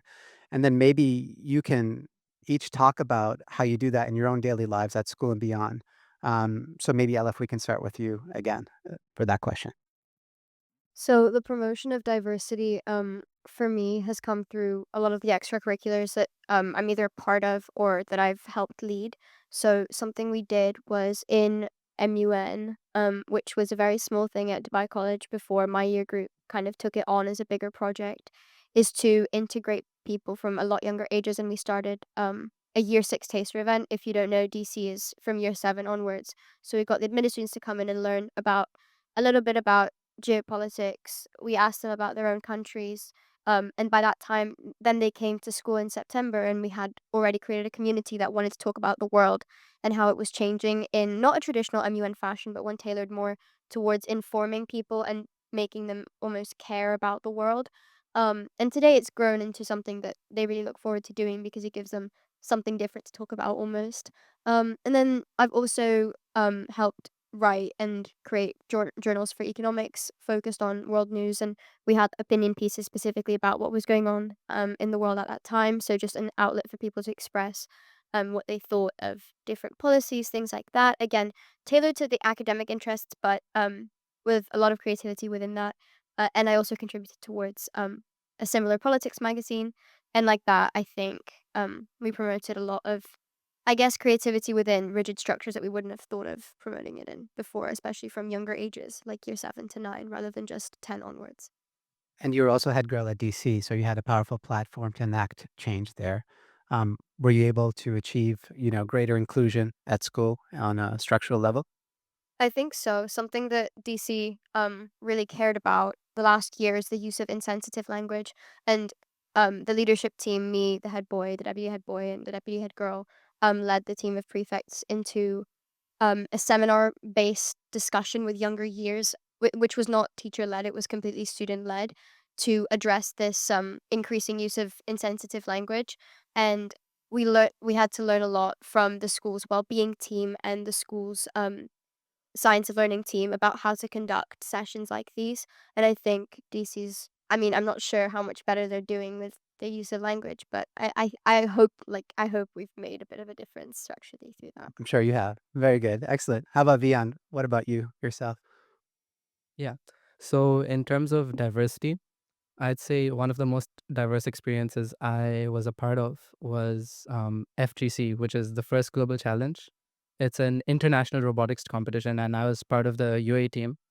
And we had flown out to Greece, and there we were collaborating with 193 different nationalities and 193 different teams. And throughout that competition, we were forming alliances with all these other high schoolers across the world, and it was an amazing opportunity for me. I got to see the kind of opportunities, the kind of innovation that comes from all these places, each team bringing their own robot. No two were ever the same. And I think it was an amazing opportunity to meet people like me who are in this process at this age, where they're innovating, where they're doing things with their life at this high school level and from all the way across the world. And that was a little bit of a diversity mixed with adversity. You Yeah. might want to share with the audience what happened in Greece. Right. So at Greece, we had a week-long trip for this world's largest international robotics competition. And on the very first day, um, our entire team had lost our passports. Yeah. But regardless of that, through a huge effort throughout by the team, by our parents, by the UAE, by Athens, and by bunch of embassies, we were able to return safely as an exception back to the UAE. And in the process, despite all the chaos happening from the very first day, our team ended up placing second out of 193 teams, which was an amazing opportunity and amazing. It was amazing for the UAE. It was the highest we've ever placed, and I think it was amazing. Incredibly well done. Congratulations. Ashok, you launched a very interesting initiative in Tanzania. And I remember you writing about, on one of your supplements, issues about identity and feeling like fitting in, although you are Tanzanian and you belong to the Indian minority there. So can you talk a little bit about your football initiative and what it meant to you to be welcomed and celebrated as a Tanzanian helping other Tanzanians? Yeah, so I'm originally from India, but I grew up in Tanzania. So I was always too Tanzanian to be Indian and too Indian to be Tanzanian. So it's a bit of confusion for me in terms of like people would ask you, where are you from? And that's just like a loaded question. I don't know what to say. Um, but one thing I'm very passionate about is football. Um, and one thing I realized is there's an abundance of talent in Tanzania where I grew up, but a lot of kids don't have opportunity, um, like the same opportunities that we have in terms of like academies, or just simply having shoes to play with, um, football kits and things like that. So the last summer I went to like secondhand markets and I bulk bought shoes. I approached different companies to sponsored a football league which I was creating to provide shirts, footballs, and all the necessary equipment. And I organized a league for 8 of the local schools in the town where I grew up. And one thing I mentioned in my essays is that a reporter had come to publicize the game a bit during the finals, and they said this Tanzanian boy started a football league. And that was something that gave me a lot of pride for like somebody to call me a Tanzanian with me obviously being brown or looking Indian. And that's something that um, really helped me be proud to say, yes, I am Tanzanian and I'm Indian. It's not a either or. It's kind of a mix of the both. Incredible. And how many students are now participating in the league, and how many students have you provided equipment for? Yeah, so the league itself was 200 students about, but we provided equipment to the schools, so 8 schools for like nearly 2,000 students for them to use on a daily basis. Yeah. Amazing, amazing, and hopefully growing, right? You're going to Hopefully, yeah, continue the hopefully initiative. expanded this year. There, well done.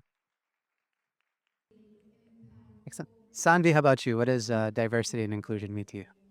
Well, I think I had a similar charitable project which was really, really impactful for in terms of diversity and inclusion. So I actually started this project when I was in year 9, before high school and before I had any ambitions of going to the US for university or extracurriculars. It was purely out of passion for giving back to my community. So I joined a club at my school. It was very small. It was called Old Books for New Eyes.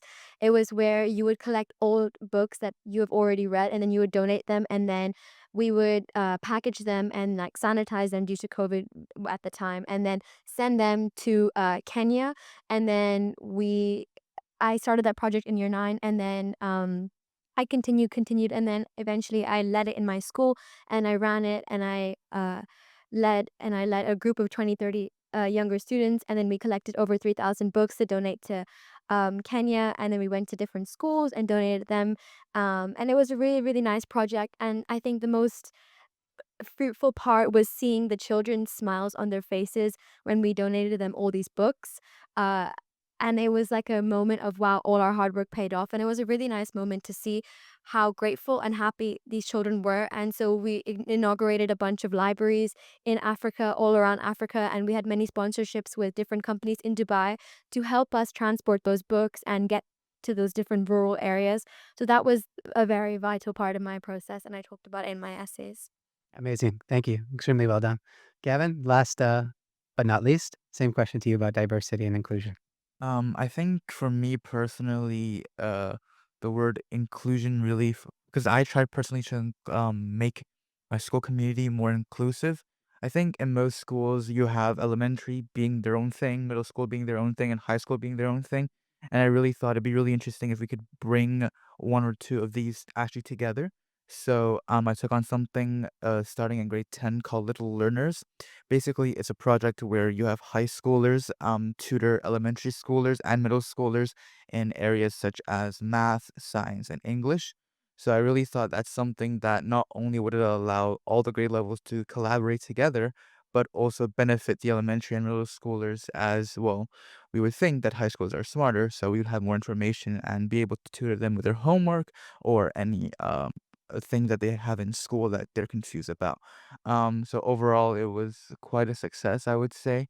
At least for me personally, when I walk to elementary now, I know quite a few students who I've tutored before or have helped organize a tutor, and it's really nice to see that in my school now. You have people from the different grade levels who know each other, and it's not just separated into three separate portions. Incredible. Extremely well done. That's one of your legacies, obviously, there. Fantastic. Good. I think another thing that universities really look for, especially in the US, is the ability to contribute to the discovery of new knowledge, not just the ability to process, memorize, and regurgitate information like many other countries do when they test you. So this type of discovery takes many different forms: research papers, right, hands-on projects, and I think all of you have, basically done it in unique and exciting ways. Um, but Karan, you pursued an interesting project which ended up being a best-selling book in the UAE. Can you tell us a little bit about Underneath the Stars and your project? So living in Dubai, growing up in a desert, obviously it's sparse, but there are areas of greenery, and you just feel better. And I want to take that feeling and kind of see where it took me, and then naturally just progressed into, okay, I'm doing this research. I'm naturally curious. Everything that comes, the college application, just like showing what you like. So I ended up researching indigenous plants in the UAE. So I combined my passion for greenery and obviously living in the UAE, and it came together in a book called Beneath the Desert Sky, where I went around the UAE and I took pictures of these trees and did a little research about it, and then I launched it in Borders, and it all went well. Yeah. Yeah. So I think sometimes parents and students alike think you need a singular cohesive narrative centered around one thing and all your activities should be around that one thing. But if I look at you, you're the exact opposite of that, preconceived mold that you should be, following. So you had an interest in sustainability, you had an interest in world religions, right? You had an interest in many things. How are you able to, fight that, kind of maybe pressure to fit into one particular little box? Yeah, when people are thinking about college, they're like, we're obviously very stressed. Oh, I want to go to this college. I should do this. I should do that. But obviously, Arian was talking about uniqueness, and each person is unique. You just need to show it. So don't try to put yourself into a box like, okay, I need to start this club. I need to do this now. And everything should come naturally. For example, I did start a club called Undivided, but it started because they were doing an event for Diwali, and I'm like, oh, that's cool. Let me join up. And then I joined that, and we started doing different events for different cultures, and it eventually formed into a club. So don't try to force everything. Just your college application should just be you, because obviously you're a unique person. Don't try to fit into this mold. Oh, Brown wants this type of person. UPenn needs this type of person. You will obviously for Hale, the biggest thing is fit. If you just be yourself, the right university will find you. Yeah, and you'll end up at the right place, right? I couldn't agree more. Very good. Vian, you're a lot of your kind of experiences centered on experiential learning and research and internships. And maybe you even had an experience, I think, with the Edge Group where it was you were the only high school student and the other researchers were postgrads. So, first of all, talk a little bit about those experiences and their impact on your personal development. And what did you learn through those as opposed to in school? Yeah. So the internship Peter mentioned, I was the first high school intern of Halcon, which is a subsidiary company of the Edge Group. And essentially, they are aerospace manufacturers for the UAE government. And I interned here over my junior summer of high school. I spent 6 weeks there, and my direct supervisor was a PhD student. It was an amazing opportunity. It was nothing like I would have seen in the classroom. This opportunity, I some of the things we developed, I first put up to pace with what it's like in the aerospace field. I watched courses I was taught by my professor, my supervisor, and then subsequently, while exploring these different concepts, I had the freedom to develop my own product. And what I decided to do was a flight simulator. And essentially, first, I made a 2D version there at Halcon. And in the simulation, I used accurate physics that I also applied different mathematical formulas that I had learned in a linear algebra course from Stanford. And I was able to implement machine learning to control the simulation. And eventually, what that led to was I had an even deeper passion for aerospace. And going on, I was able to develop this project into a fully three-dimensional flight simulator. And I think that's an opportunity I could have never gotten in the classroom, frankly. That in-industry experience, which is something I'm looking to do right after I graduate or a few years on, I think that was something in my process was completely unsubstitutable. There was nothing else like it for me. It was what my why major essays were about. It was why I chose engineering, why I chose aerospace.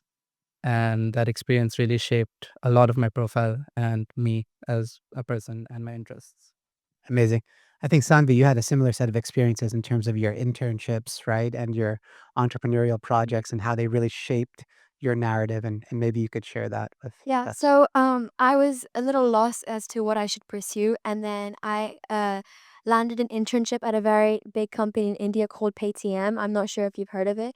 And it was a very, very pivotal, tough internship, but it really helped me learn so much about the investment industry, mutual funds, and entrepreneurship in general. So for this internship, they had never hired a 17 or 18-year-old before. And so I had to do an interview process. And then when I first joined the internship, I was disrespected.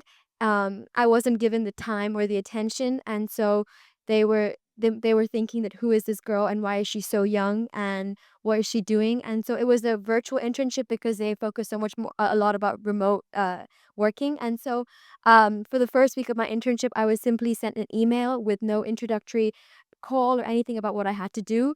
And then I decided to take things into my own hands, and then I emailed a lot of people in the company saying this is my qualifications and this is why I'm here and I want to be here. And so eventually I was given a task, and my project was to create I'm not sure if you've heard Figma, but it's a very revolutionary thing where you can create it's a platform, an AI UI design platform where you can create screens of apps or websites like demo apps. And so I was tasked to create a mutual funds investing platform for minors in India to encourage investment into general stocks and mutual funds specifically, and SIPs for young children. And to me, as a 17-year-old, I had no idea about this, but this internship really taught me a lot about this new field that I knew nothing about. And so this was a really, really pivotal point of my perhaps not only college experience, but my life, because then it taught me, wow, this is such a cool space that I would like to work in the future. And then after this internship, I went on to not only creating the Figma project, and then now the app that I developed at their company is being developed into a real thing that could be launched soon. But I went on to writing an EPQ dissertation about this, about how mutual funds has revolutionized the market and how it's a really good way for minors to invest. So this internship was really, really interesting for me and opened so many doors. And I talked about it in my essays and learned so much. And a tremendous catalyst for future learning in lots of different other ways. Fantastic. Excellent. How about you, Gavin? You had a research paper that you worked on, I think, with Dr. Sam, if I remember. Yeah, so for me personally, mine isn't as big as theirs, which is amazing. But I did a research paper with Dr. Sam McNally where we focus on the environmental regulations in the UAE and how they've have impacted the economy, business, and sales of companies within the UAE. So we have to do, well, me personally, I have to do a lot of research on the information for these companies and then really look into the environmental regulations of the UAE. And I think the thing about research papers is that you don't find everything that you need to put in your research paper online. So me personally, I have to look at the revenue earned by companies in the past year and then see when the regulation was applied and then the change in that revenue after. So really, it took a really long time to collect all the information. And then obviously, with the help of Dr. McNally, I was able to format my research paper in a way where it made sense and it was clear. And then finally, at the end, I was able to get it published online. So that was really, really nice. To be fair, I think, so me personally, I'm going into economics. So that's why I try to tie it to my major as well. Um, and yeah, so the whole topic of the entire research paper was around environmental economics. So I'm not sure if it really helped with my application process, but probably. It probably did, and probably helped in your personal growth as well, right? Without question. Good. I think leadership means lots of different things to different people. For some people, it's a title, it's a line on a resume, but for some, it's quantifiable impact on others. And Aleph, I look at your leadership experiences, and I can't even count them all. I don't even know how you have time to do all the things that you do. But could you talk about the one leadership experience that was the most meaningful for you and why? Yeah, so apart from being head girl at school and leading a few clubs, something that's mattered to me almost all my life is the sea and the ocean. And one of my biggest essays and something quite close to the top of my activities list was the fact that I've worked as a surf coach um for a surf school in Dubai. And I think this is the one I picked to answer this question just because first of all, it's not to do with school. It's something that I did completely unprompted on my own. And that's because not only does it tie me back to my roots of being Greek and absolutely like growing up in the water, loving the sea, but also I feel like it has quantifiable impact by the fact that I can go to the beach at any time and know a few people there now. It's created such a community just by volunteering to be a leader and doing unpaid work for an hour, 2 hours a week and working with younger kids. But also it helped with kind of understanding because I did this when I was a bit younger. I did this maybe 3 or 4 years ago, and then I kind of continued it on. Um, it helped with understanding what it means to be not only looked up to, but having a responsibility as a leader, because it's a very physical thing being in the ocean, having to take care of 5 to 8 year olds who might be drifting in all directions on the boards.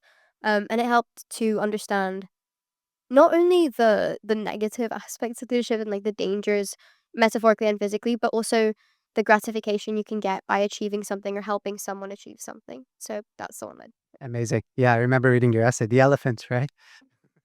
Ashok, what does leadership mean to you? And where have you found yourself maybe in difficult situations exercising that leadership? What challenges have you faced in being a leader?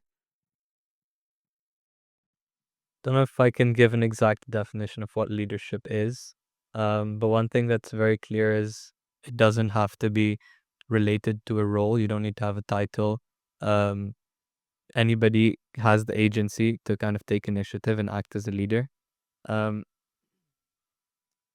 terms of challenges as a leader, I'd say one thing. So I was sports captain for my house in school, and one thing is everybody wants to win. Everybody wants to win the house competitions and whatnot. But at the same time, the whole point of having the house system is for everybody to feel like they're part of something bigger than themselves, for everybody to be able to participate. And one of the big issues or problems that I faced as sports captain is how do I balance winning with participation to make everybody feel like they're involved. Um, and it's a very fine balance. I think you kind of have to be you have to push for the participation more than the winning, more than the achievement, because your role as a leader isn't tied to the prestige. It isn't about me going up to stage and collecting the trophy and waving it for my house. It's about everybody in the house feeling like they had fun, like they had a good experience. And I was lucky enough to where it did the push on participation did lead to us winning the House Cup.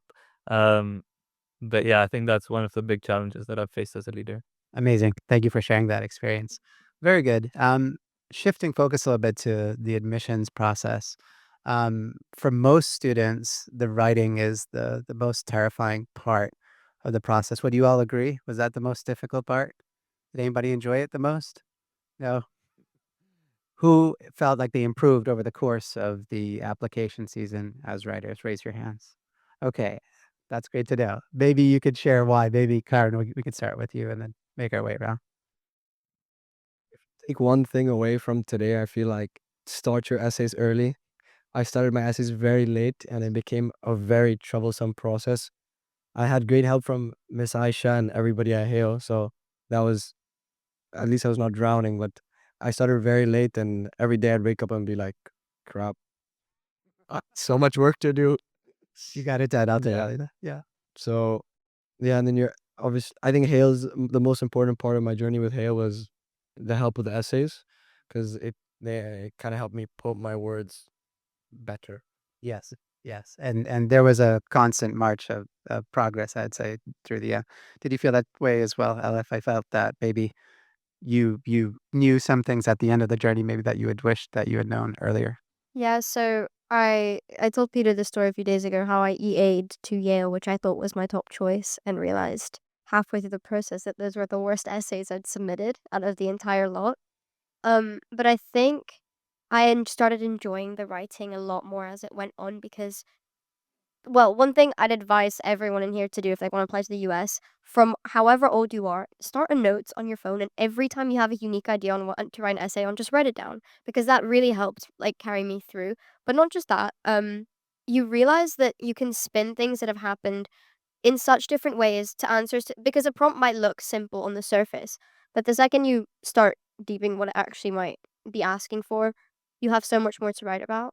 So I guess through the process, I kind of understood what they were asking a lot more, and that's what helped increase, like or improve my essays. But apart from that, also enjoy it. Like it's your life. It's things that have happened to you. The way you phrase them matters, but it also how you've lived them is not going to be how someone else reads them. So try to spin them in a way that makes the most sense, if that makes sense. Yes, and I think also you did a great job in speaking to the individual universities and their value systems, right, in terms of the supplements.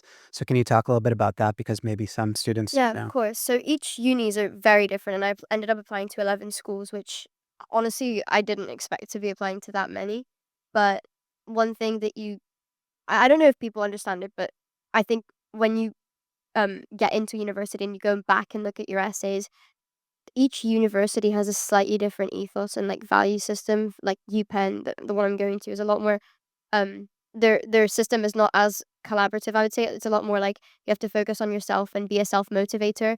Whereas compared to Duke, which is another choice that I was really torn between picking, is that it's a massively collaborative school. So if you look at the difference in essays of admitted students that get into each of them, you see that the tone might be slightly different. The topics they mention might be phrased slightly differently because they have to connect with those values to have the highest chance of success. So at some point, I think with a Hale counselor, you'll understand that you can use an essay for a lot more than just one school, but you have to be very careful about how you spin it to be tailored to A, slightly different prompts, but B, the different value systems of the schools and what they might be asking for holistically rather than as an individual prompt. Because you're portraying an image to the admissions officer then knows the school extremely well, and you have to tell them why you are fit for their school specifically, not why you are a good fit as a person, just yourself, if that makes sense. It has to be you and the school.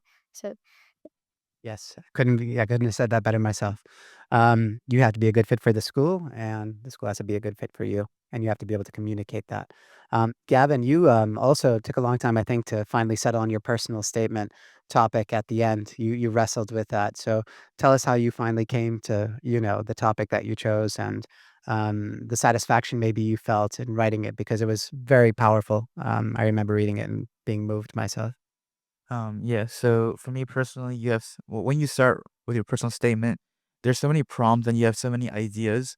So for me personally, I just jotted down bunch of ideas. And to be fair, you want it to be good quality and you want it to be advanced in language, but at the same time, I think the basis of every personal statement should be an experience that you felt yourself. Yes, parts of it may not be exactly true. Instead of writing 5, you wrote 6, or instead of writing the word big, you wrote very big. But like the basis of everything has to be an experience that you felt and you experienced, and it's something that you can work with. So obviously, Ukasha and this entire process helped me a lot to really, at the end, um, decided with a starting point that was more of a trauma experience when I was small, and then through that trauma experience, how I developed as a person and how I've grown to become who I am today. So I think the entire experience, the entire process of writing the personal statement, allow me to both grow as a person and, of course, as a writer. The 600, 700 words, it's a long time, and you have to go through many, many drafts. Had you ever been forced to reflect like that in any other, kind of setting? Was that the first time where you really had to sit and kind of look and reflect internally as to who you are and what matters to you? Honestly, probably in that deep of a sense, yes, because I feel like for me personally, I do look back at my past experiences and I do think of the things I've experienced in the past, but really to put down exactly what you were thinking, exactly what you felt, and what was going through your mind on paper, and putting in a way that can speak to the admissions officer and speak to whoever is reading your essay is really for me at least, it was quite difficult. So definitely the help from Hale and how much I had to look back at my past self to really be able to put down those words on paper was quite important. Amazing. Sanvi, could you relate to that journey? Was that similar for you or is it It different? was. So I think that the essay process was a very difficult process for the college application season, purely because of the volume and how many essays you need to write for so many different schools. And I know that the main one, the personal statement, Hale has an internal deadline of August 1st, where I'm sure we all had to meet. So I had written my first draft by August 1st, but then 2 days before the deadline, I realized that I actually hated my personal statement. And so, which is a very normal process in the application journey and the cycle. However, I don't recommend changing your personal statement, your main essay 2 days before the deadline. But that really shows that it is very hard to write an essay, especially the personal statement, because the prompt is so broad. You can literally write about anything in the world, but it is about you. So I initially started writing about my grandmother and some of that, and I had crafted the perfect essay. But then 2 days before the deadline, I realized that wait, I have another story in my life that could be so much more related to who I am today. And so I think that was a very difficult for me to pull out another essay in a very, very short period of time.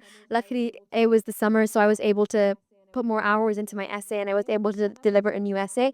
And that personal statement actually, I think, Peter, you read it. It was a great personal statement in the end. It was a very good decision to change, but it just shows how much your mind can change and between all the different essays and during the prompts. I think less with the specific prompts for the schools, which is like some of the prompts could be why are you drawn to this school, but more for the personal statement or the personal essays.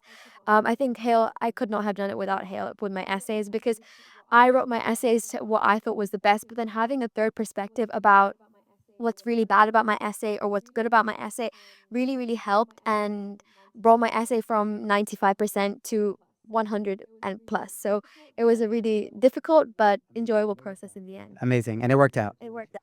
Yes. Congratulations. Very good. Ashok, did you have a particular essay that you were excited to respond to or a prompt that kind of enthused you and inspired you? To be honest, I don't like writing that much. So I felt quite overwhelmed going into the whole essay process. I think kind of similar my personal statement. It gave me a lot of problems in terms of even even like September, October, I was emailing my counselor saying, "Is this okay?" And they were like, "You need to move on. You have to write new essays." And I kept going back um, and checking the minute details and saying, "Oh, maybe this isn't gonna work. Maybe we need to change something." Um, but I think the essay process it kind of builds exponentially on itself. Um, I think I had to firstly, looking back now, I'm quite happy with my personal statement. Um, but in terms of, I had to leave it behind and kind of let it go and put my focus on the new essays that I had to write for the rest of my colleges.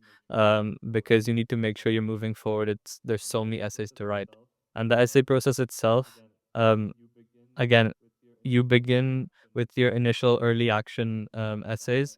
But by the time I ended up sending my last regular decisions, I saw how much better my essays were because the nature of the prompts are quite similar in a lot of the unis. And so each time you write it, like you write a new essay, as similar as it might be, there's small improvements in how you interpret the question and small minute details that make a huge difference. And so one thing I'd say is you're not going to have a perfect essay straight away, and the essays are going to grow and build even after you've submitted your first sort of round of essays or early action. But just keep going with it, even if writing's not your strong suit. It isn't for me. Um, Work with your counselors. You need to be able to take honest criticism. Like Peter was very honest with me in our meeting, saying, "Look, this is really not good. You need to change it." But I think that external perspective really gives you um, a lot of guidance, and it's very valuable. So yeah. Amazing. Thank you for sharing your experience. Vian, I think you also became more confident throughout the process and grew a lot. Yes. At the start of this all, before I started my personal statement, before any of the supplemental essays, I hated writing. Okay. And in that state, I had this task of thousands on thousands of words and tens of essays that I had to write, and it felt like a huge burden. But by the end of the process, I didn't like writing still, but I had become so much better of a writer throughout the process. And after writing all those essays in December and January, even before that, it came to the point where I had so many amazing essays waiting there. I decided to apply to more universities almost last minute because throughout that process, the essays are they're so personal to you, and it feels like they're almost like your own kids. It's a part of you in a sense, whether it be a personal statement that's really close to you or why you are so passionate about your specific major or an experience you had. These personal these essays are a reflection of you and a reflection of who you want to be and where you want to go, what you want to do with your life. And That is why I think they're so important, especially with Hale's message, find your fit. I think the biggest part of that is essays alone. And my essays wouldn't be anywhere near as good as they were without the constant feedback from Hale, from Peter, from my counselor Jackson. They improved my writing and they improved my essays so much throughout the process. Incredible. And I think it's just so rewarding, especially in the age of ChatGPT, right? Where so many students are relying on it for the wrong reasons. And I think many of you use ChatGPT in effective ways. But there has been really, kind of a deterioration in the overall, average student's ability to write the last few years I've seen because of, AI. But maybe you guys can talk a little bit about what's the right way to use AI in this process and where was it helpful for you? Maybe Sandra, we could start with you. You look pretty eager to answer. Well, I think that everyone uses ChatGPT, and I think that you should use it in a way that should benefit you and not harm you. And so I shared this anecdote with Peter a couple of days ago. I was sitting in the library after I had gotten into Cornell, and my peers had shared all four of my peers had given me their essays to read for the same prompt, and I was shocked that I saw that all of their essays were very, very, very similar in the themes of answering just one question. And it was actually, I had seen they all talked about their school in the essay prompt. The essay prompt was about what community you belong to. And so when I answered the question, I took it in a very diverse aspect, and I talked about a community in India. It says powerful woman.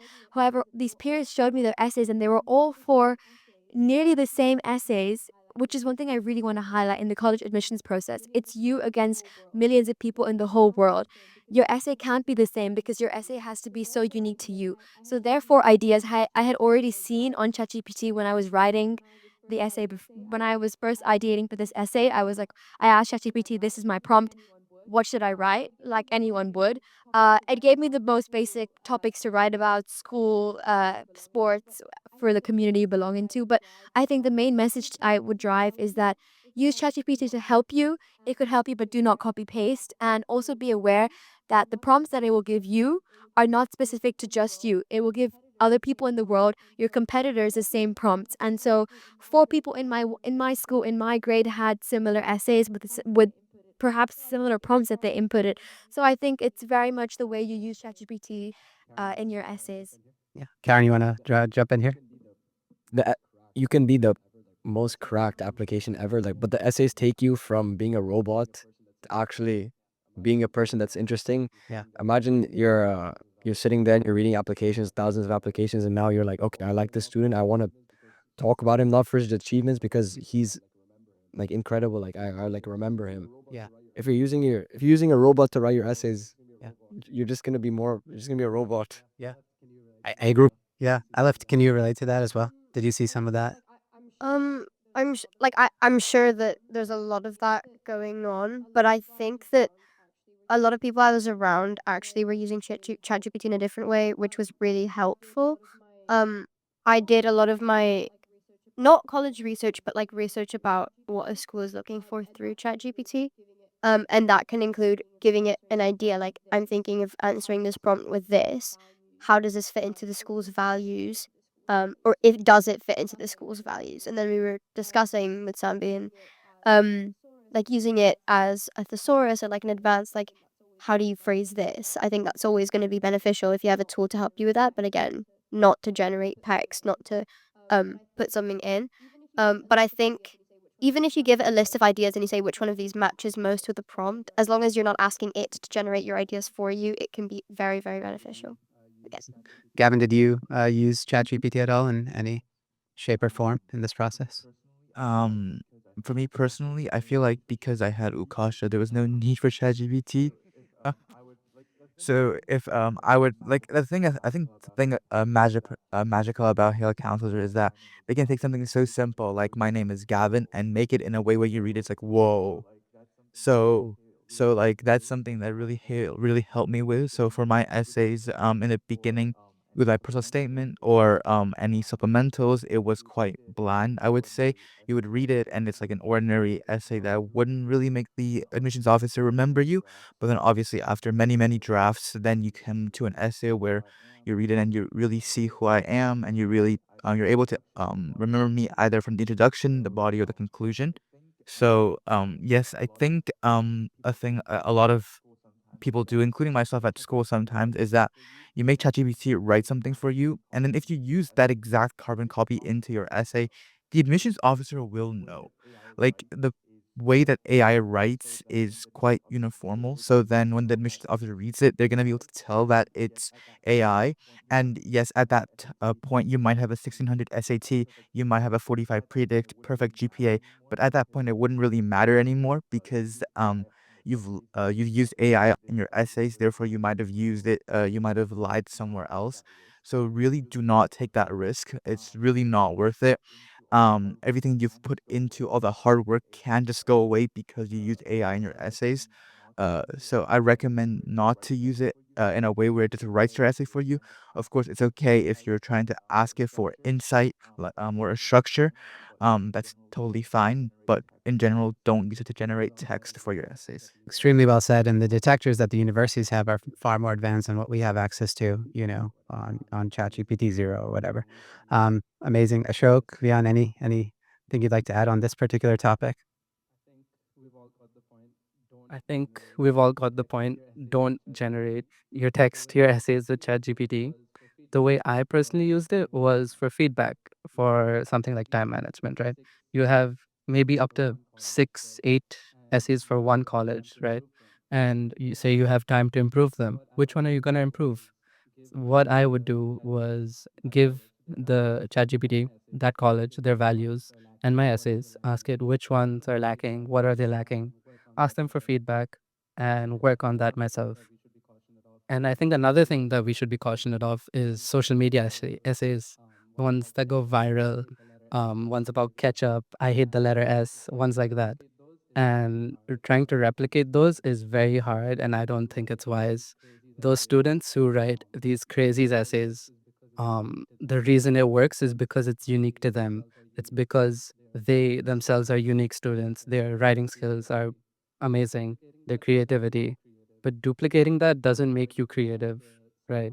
Or even trying to somehow just swap your life into their essays. Your essay really has to be about yourself.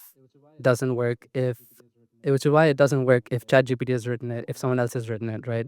If you aren't writing it, it's not your essay at the end of the day. And that, I mean, if you're not writing your own personal statement, what can be said about the rest of your application sometimes? Yeah. Great. Excellent. Ashok, any closing thoughts on it? Yeah. You're good. Okay. I want to ask one last question before we open up the Q&A. Thank you, everybody, for being so attentive. So the last question for each of the panelists. I think that a lot of parents and maybe students are sitting out here and looking up at you and looking at all these wonderful universities that you've gotten into and you're going to enroll in and probably think, wow, that must have been easy. Or, it's a foregone conclusion if you had all these leadership positions and you had excellent grades that you would end up, somewhere like the universities up on the screen. But I think it'd be great if each of you could share, kind of one of the more difficult parts of the journey, maybe when you had to face rejection or when you, started to question things about yourself, that you ultimately, kind of learned from and grew through. So what was maybe a difficult, point in the journey that you had to power through to overcome? Maybe Ella, if we could start with you.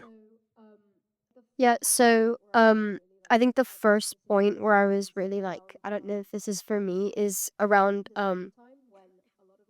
December time when a lot of my friends were getting in early decision.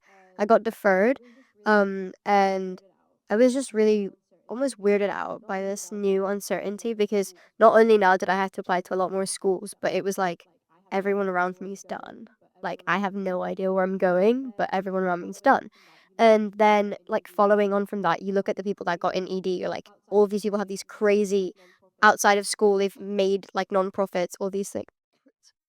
I applied Stanford REA, and I didn't get in. So just like you open the letter at 4 o'clock, and you're like, "Damn, I stayed up to 4 o'clock for this." Same.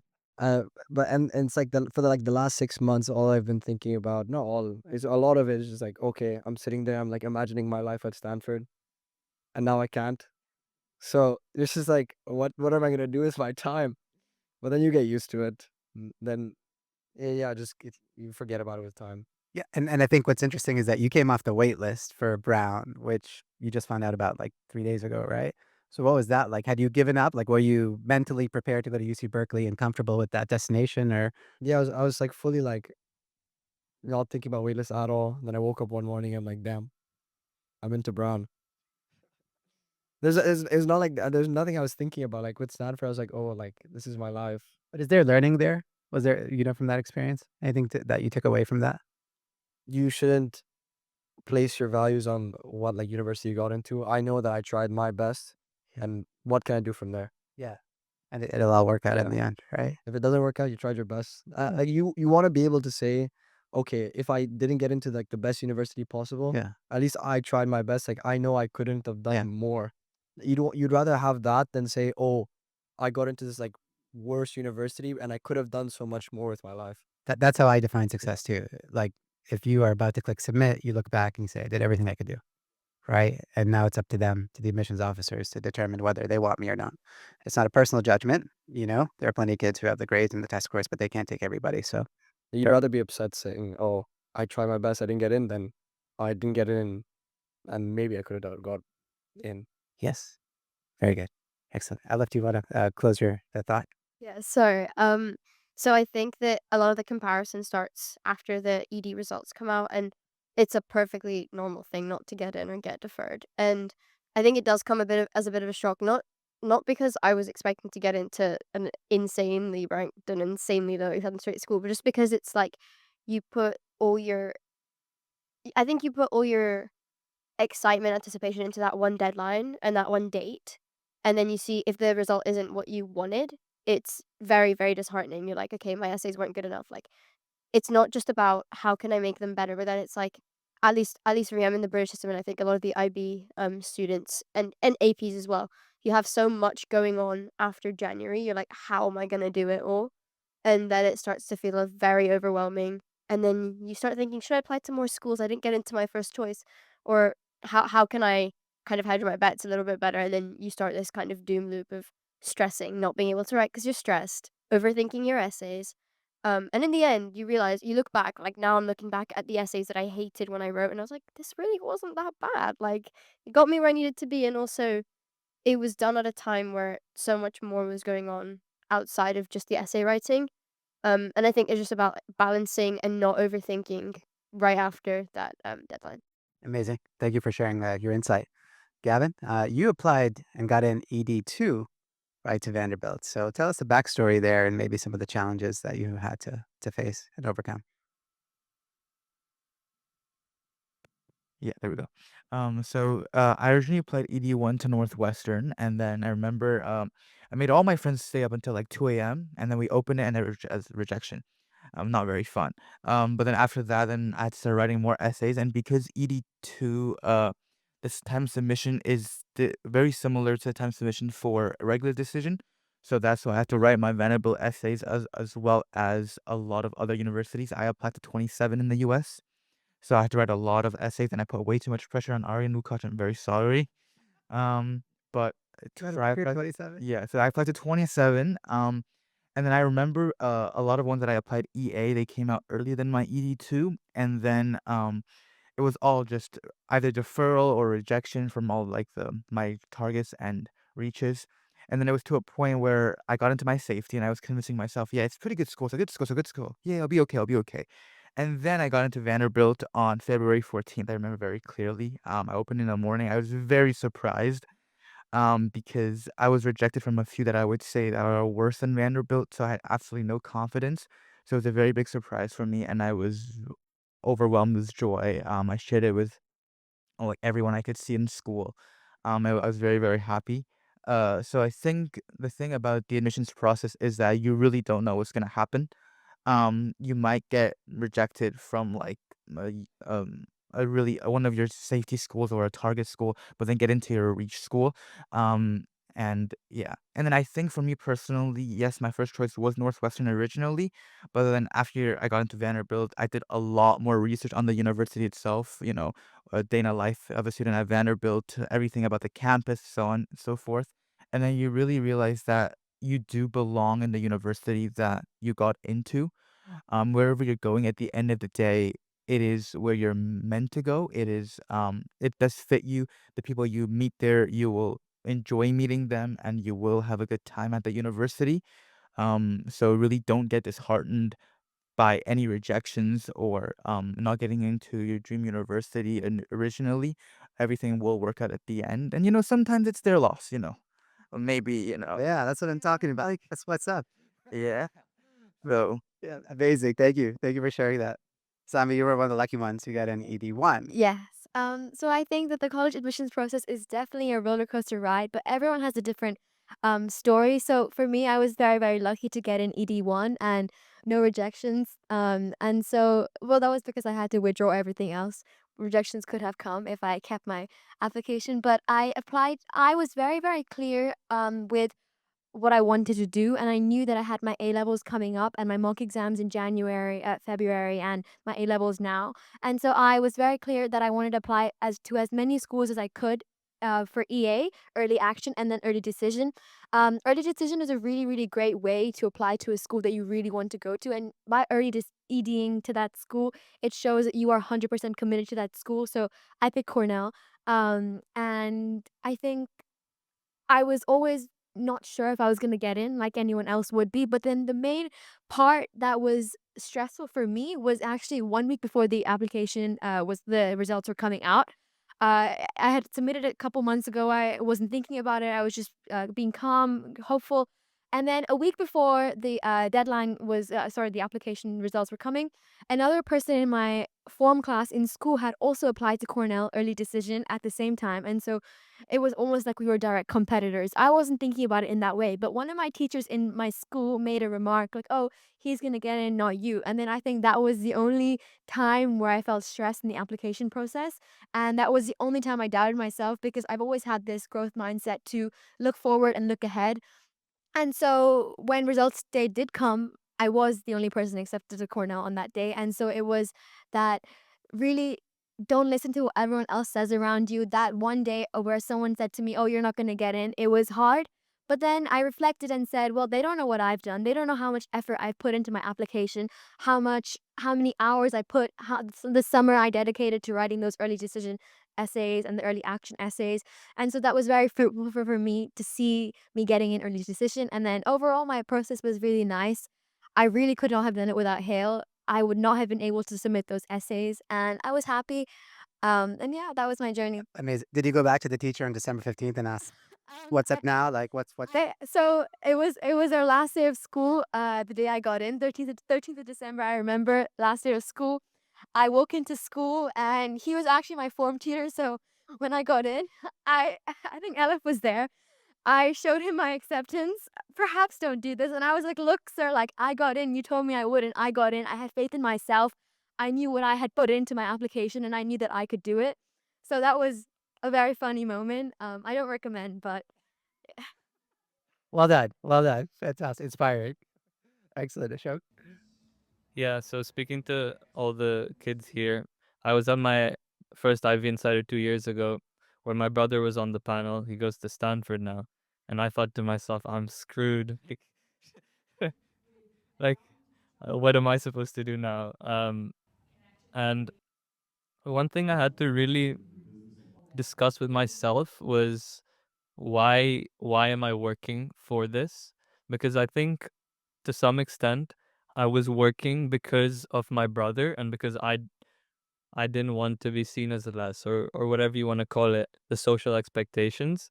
Um, and I think you need to have that kind of honest conversation with yourself and why am I doing this? Because at the end of the day, you need to be doing this for yourself.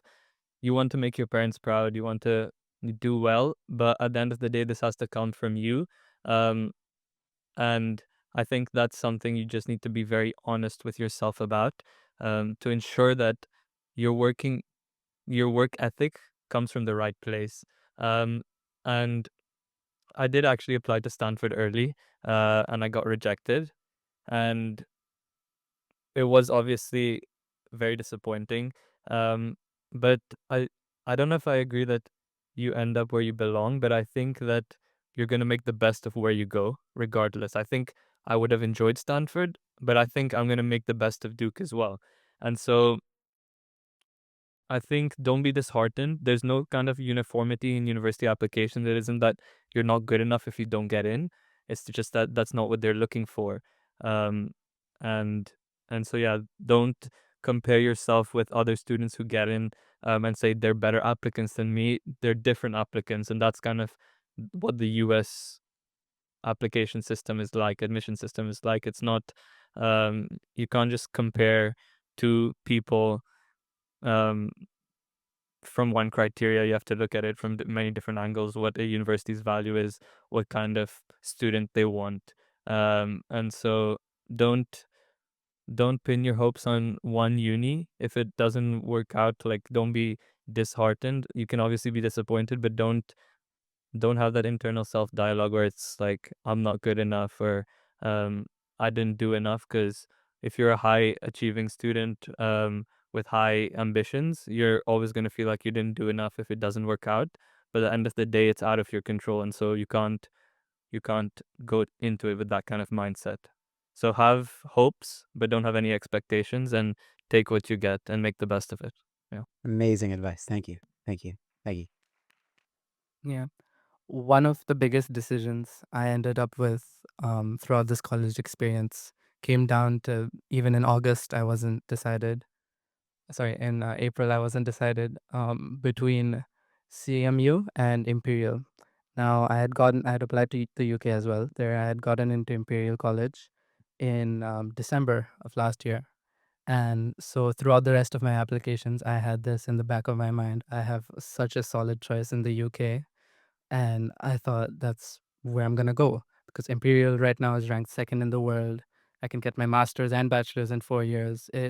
In my mind, I think I hadn't done enough research, but it was a clear choice to me. But then after results came out, after I got into CMU and other universities, I had to really delve deep into myself, into these schools, and question where I want to go and what I want to do. And I think I made a somewhat controversial decision to go to CMU. Even my school counselors were telling me that Imperial is such an amazing school. It's currently ranked second in the world by QS. And but regardless of that, after looking at both schools, I wanted to go to the US and I wanted to go to CMU. And I think that was something that really surprised me in the end, because throughout the application process, I had in my mind, I'm just going to go to the best uni I apply to, that I get into, right? And I think that's too easy. That's such a easy out. And I feel like that's something really dangerous that I almost fell into. But thankfully, after doing my research, after speaking to alumni, after speaking to students currently there, I ended up at CMU, where I will be going this summer. And I think I couldn't have been happier with my choice. Amazing. Thank you. Thank you so much for sharing. Let's get a big round of applause for all the panelists up here, please. And for all the student panelists throughout the day. Very inspiring, very exciting. Can't thank you guys enough. Amazing. Maybe there are some future panelists sitting in the audience. Yeah, that will join us in 2-3 years' time.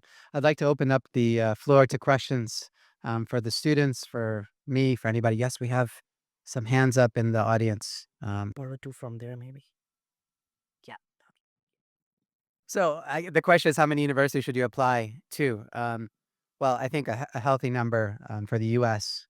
is somewhere between 12 to 16. 16 should really be the upper limit, but 12 to 14 is usually enough for most people. That's what I recommend. Yeah, great question. Excellent. Another question. Yes. Yes. Is there a lot of source about individual values of individual schools and aligning your application to those values? Yeah. So how do students find out about what values a certain institution has? Because I'm not sure, living here and being in this culture, how do we expose ourselves to that? How do you find out? That is an excellent question. I may let one of the students answer it. Do one of you want to answer it? Yeah, Aleph, go for it. It's actually surprisingly easy when you get on their website to see what they prioritize, and even when you go onto their Instagram, for example, you look at what they've been posting, you can kind of almost immediately get a sense of what type of school this is, what does the school look for. And then on their website, there's always a page either about us or our values, which will have it crystal clear. And obviously, that's obviously usually very vague, but a lot of the time you'll have a network within Dubai or whatever your parents' community is that will know people at each school. And I think a lot of the US schools are very distinctive. Like Brown is very known for being flexible with the open curriculum. Like that's a very like a known fact that's a niche towards Brown, and that kind of almost helps to show the ethos or what they prioritize. Another school, I don't know, like I said Duke before, is known for being extremely collaborative and a very like healthy, open environment, if that makes sense. And then you have different schools, like Penn is a lot more individual focused. And I think from the website you can tell that it's a school that's a lot more you need to have self-motivation. The first thing that I found out when I went on the tour at Penn is that you can bring whatever you want to Penn. If you're not happy with something, it's a school that you can bring anything you want to it, which I think is a feature for a lot of other schools, but it's about how each school emphasizes it. And through tours or just go by going on the website, you can pretty well get a feel for that. And online tours as well, not just in person. But yeah. You have to become a student of the universities to which you're applying, right? That's what I tell students all the time. You should be able to make a compelling case for why you want to apply because you will be asked to make that case in writing and during the interviews, which we didn't have a chance to talk about. But now in the digital age, I remember when I applied, we had a big telephone book of universities, the FIS guide, but now it's easier than ever to access information and to understand what universities really cherish and stand for. Good, great. Other questions? Someone in the back there. This question is for Ashok. I find it really commendable and amazing that you started your own football league. And I was just wondering, what were the obstacles and challenges that you faced when starting it and running it? And how did you overcome them? Thank you. I think the hardest part of starting any initiative is starting it. Um, it is that what do I want to do in terms of if you're pursuing a personal project, and then it's kind of that activation energy. Like it takes a lot at first. You need to put a lot of time into it, a lot of thought into it. Um, for me, it was sorting out a lot of the logistical things. Where do I get shoes from at an affordable price? How do I who do I approach for sponsorships and how do I approach them? Um, and uh, which schools? How do I approach the schools to get the children involved? Like, there's a lot of just logistical issues in organizing. In Tanzania, one of the issues is stealing. So I would give the schools a stipend for transportation to get to the football ground and back. And I had to regulate it to make sure that the teachers who were bringing the students weren't just pocketing it themselves. And that's kind of something you have to be constantly aware of in like running my league. So there's a lot of challenges. I guess it would be very specific to whatever project you're doing, where in the world it is. Um, but I think you just have to keep at it, and if it's something you're genuinely passionate about, there will inevitably be obstacles, but you'll work through them. So, yeah. Amazing. Thank you. We have other questions from the audience? Any other questions? No. Okay. So, yeah, we do have one more here in front, if we have in front. Julia's coming.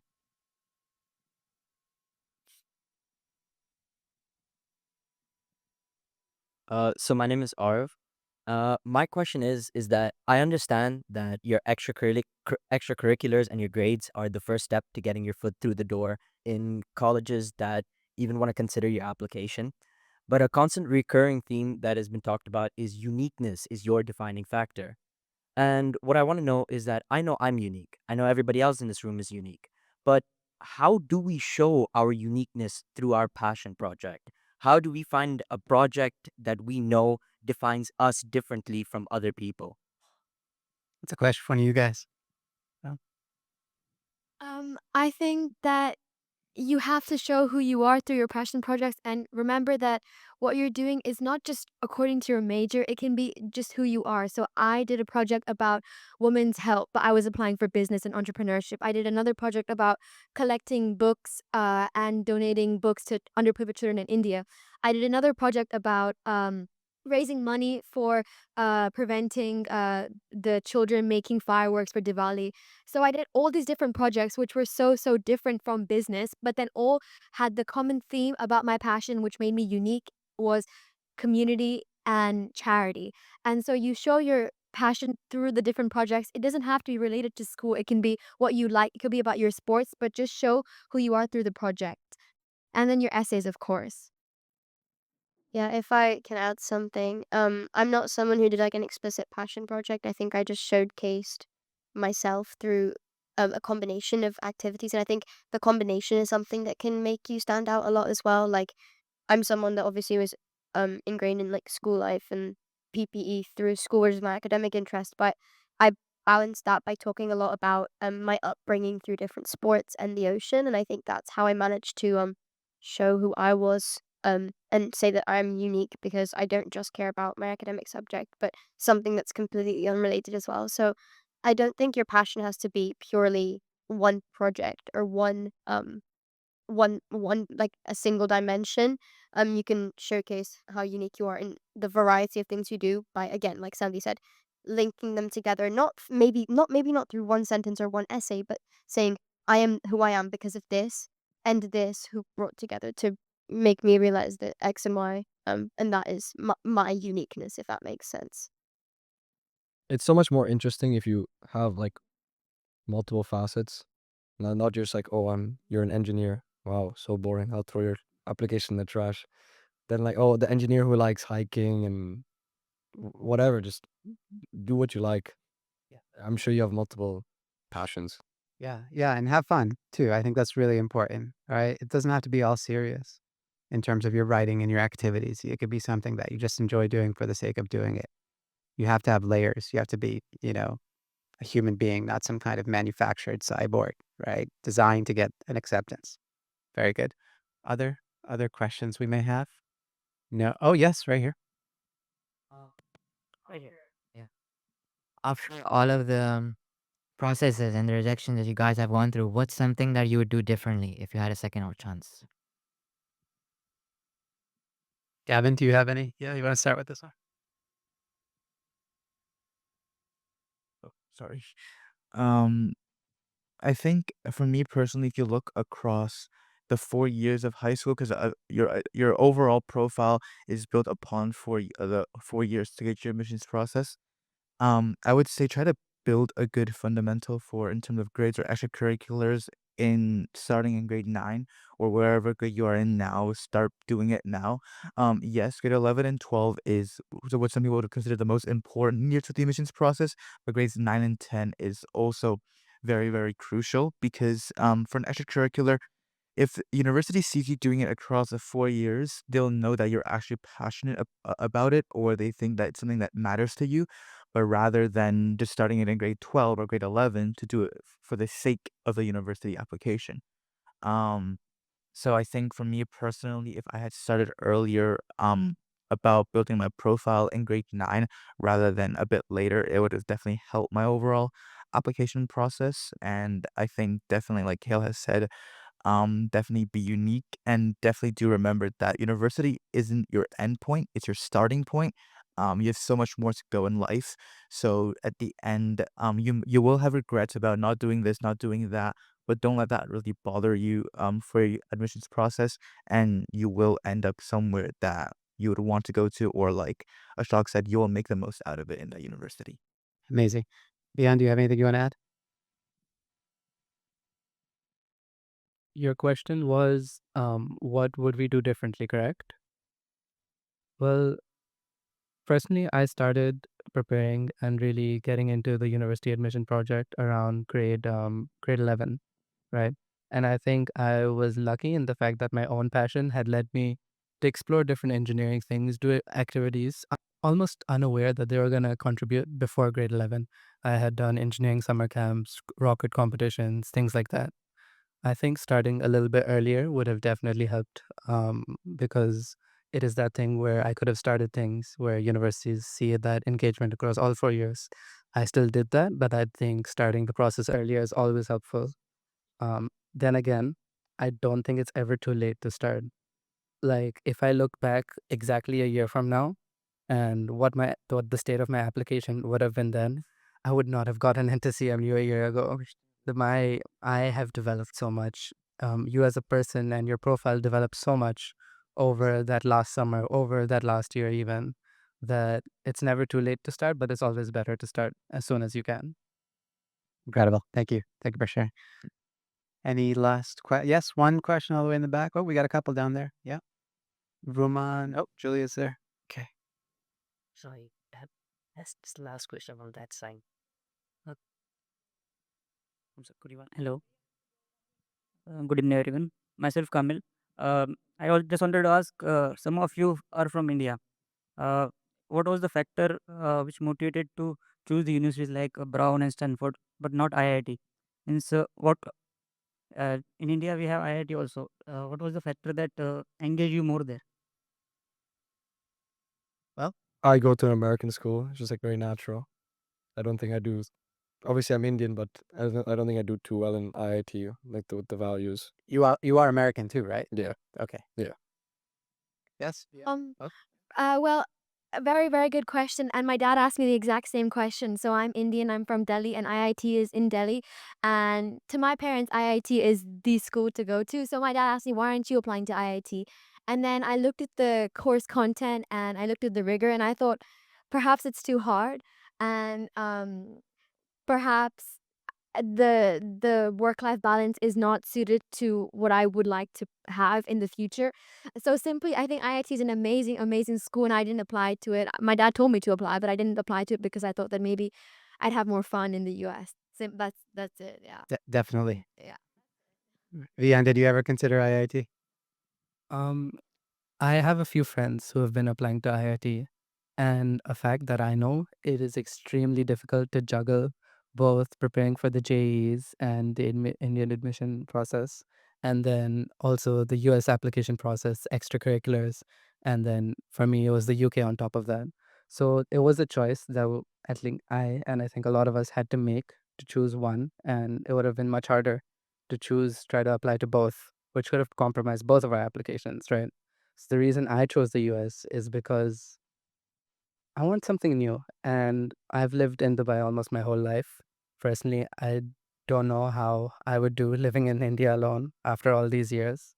And I think the US was the place itself was a significant factor outside of just the university. I wanted to go to the US. I wanted to go to the UK and experience another world almost. Yeah. And it's a different, kind of pedagogy there and emphasis, right? It's a different approach to education. I think that's what really makes the US unique. It teaches you how to think, how to collaborate, how to care about your fellow human beings, right? Um, so, yeah. Good. Question here. We have time for 2 more questions. Yes? IB and this A levels. So is there any specific, preference for universities and universities on IB versus A levels versus whatever else is out there? Yeah, you should, pursue the curriculum that you're best suited to excel in. So for some students, that means A levels, because typically they're going to take 4 A levels, unless you're Superman like Vian and take 5. Um, but yeah, IB is a extremely rigorous curriculum that is highly regarded, very well respected, but the type of student that can, get 7s in 6 subjects is quite rare. So I think it requires some discussion and understanding, and it's not just the curriculum that you pursue, but the course selections you make in terms of your higher levels, right? In terms of your A-level course selections, because some courses are more highly respected than others, right? But you are not going to be at a disadvantage if you take A levels versus APs versus IB. So thank you all. Thank you for being here. And thank you for sharing your experiences, guys. Thank you so much.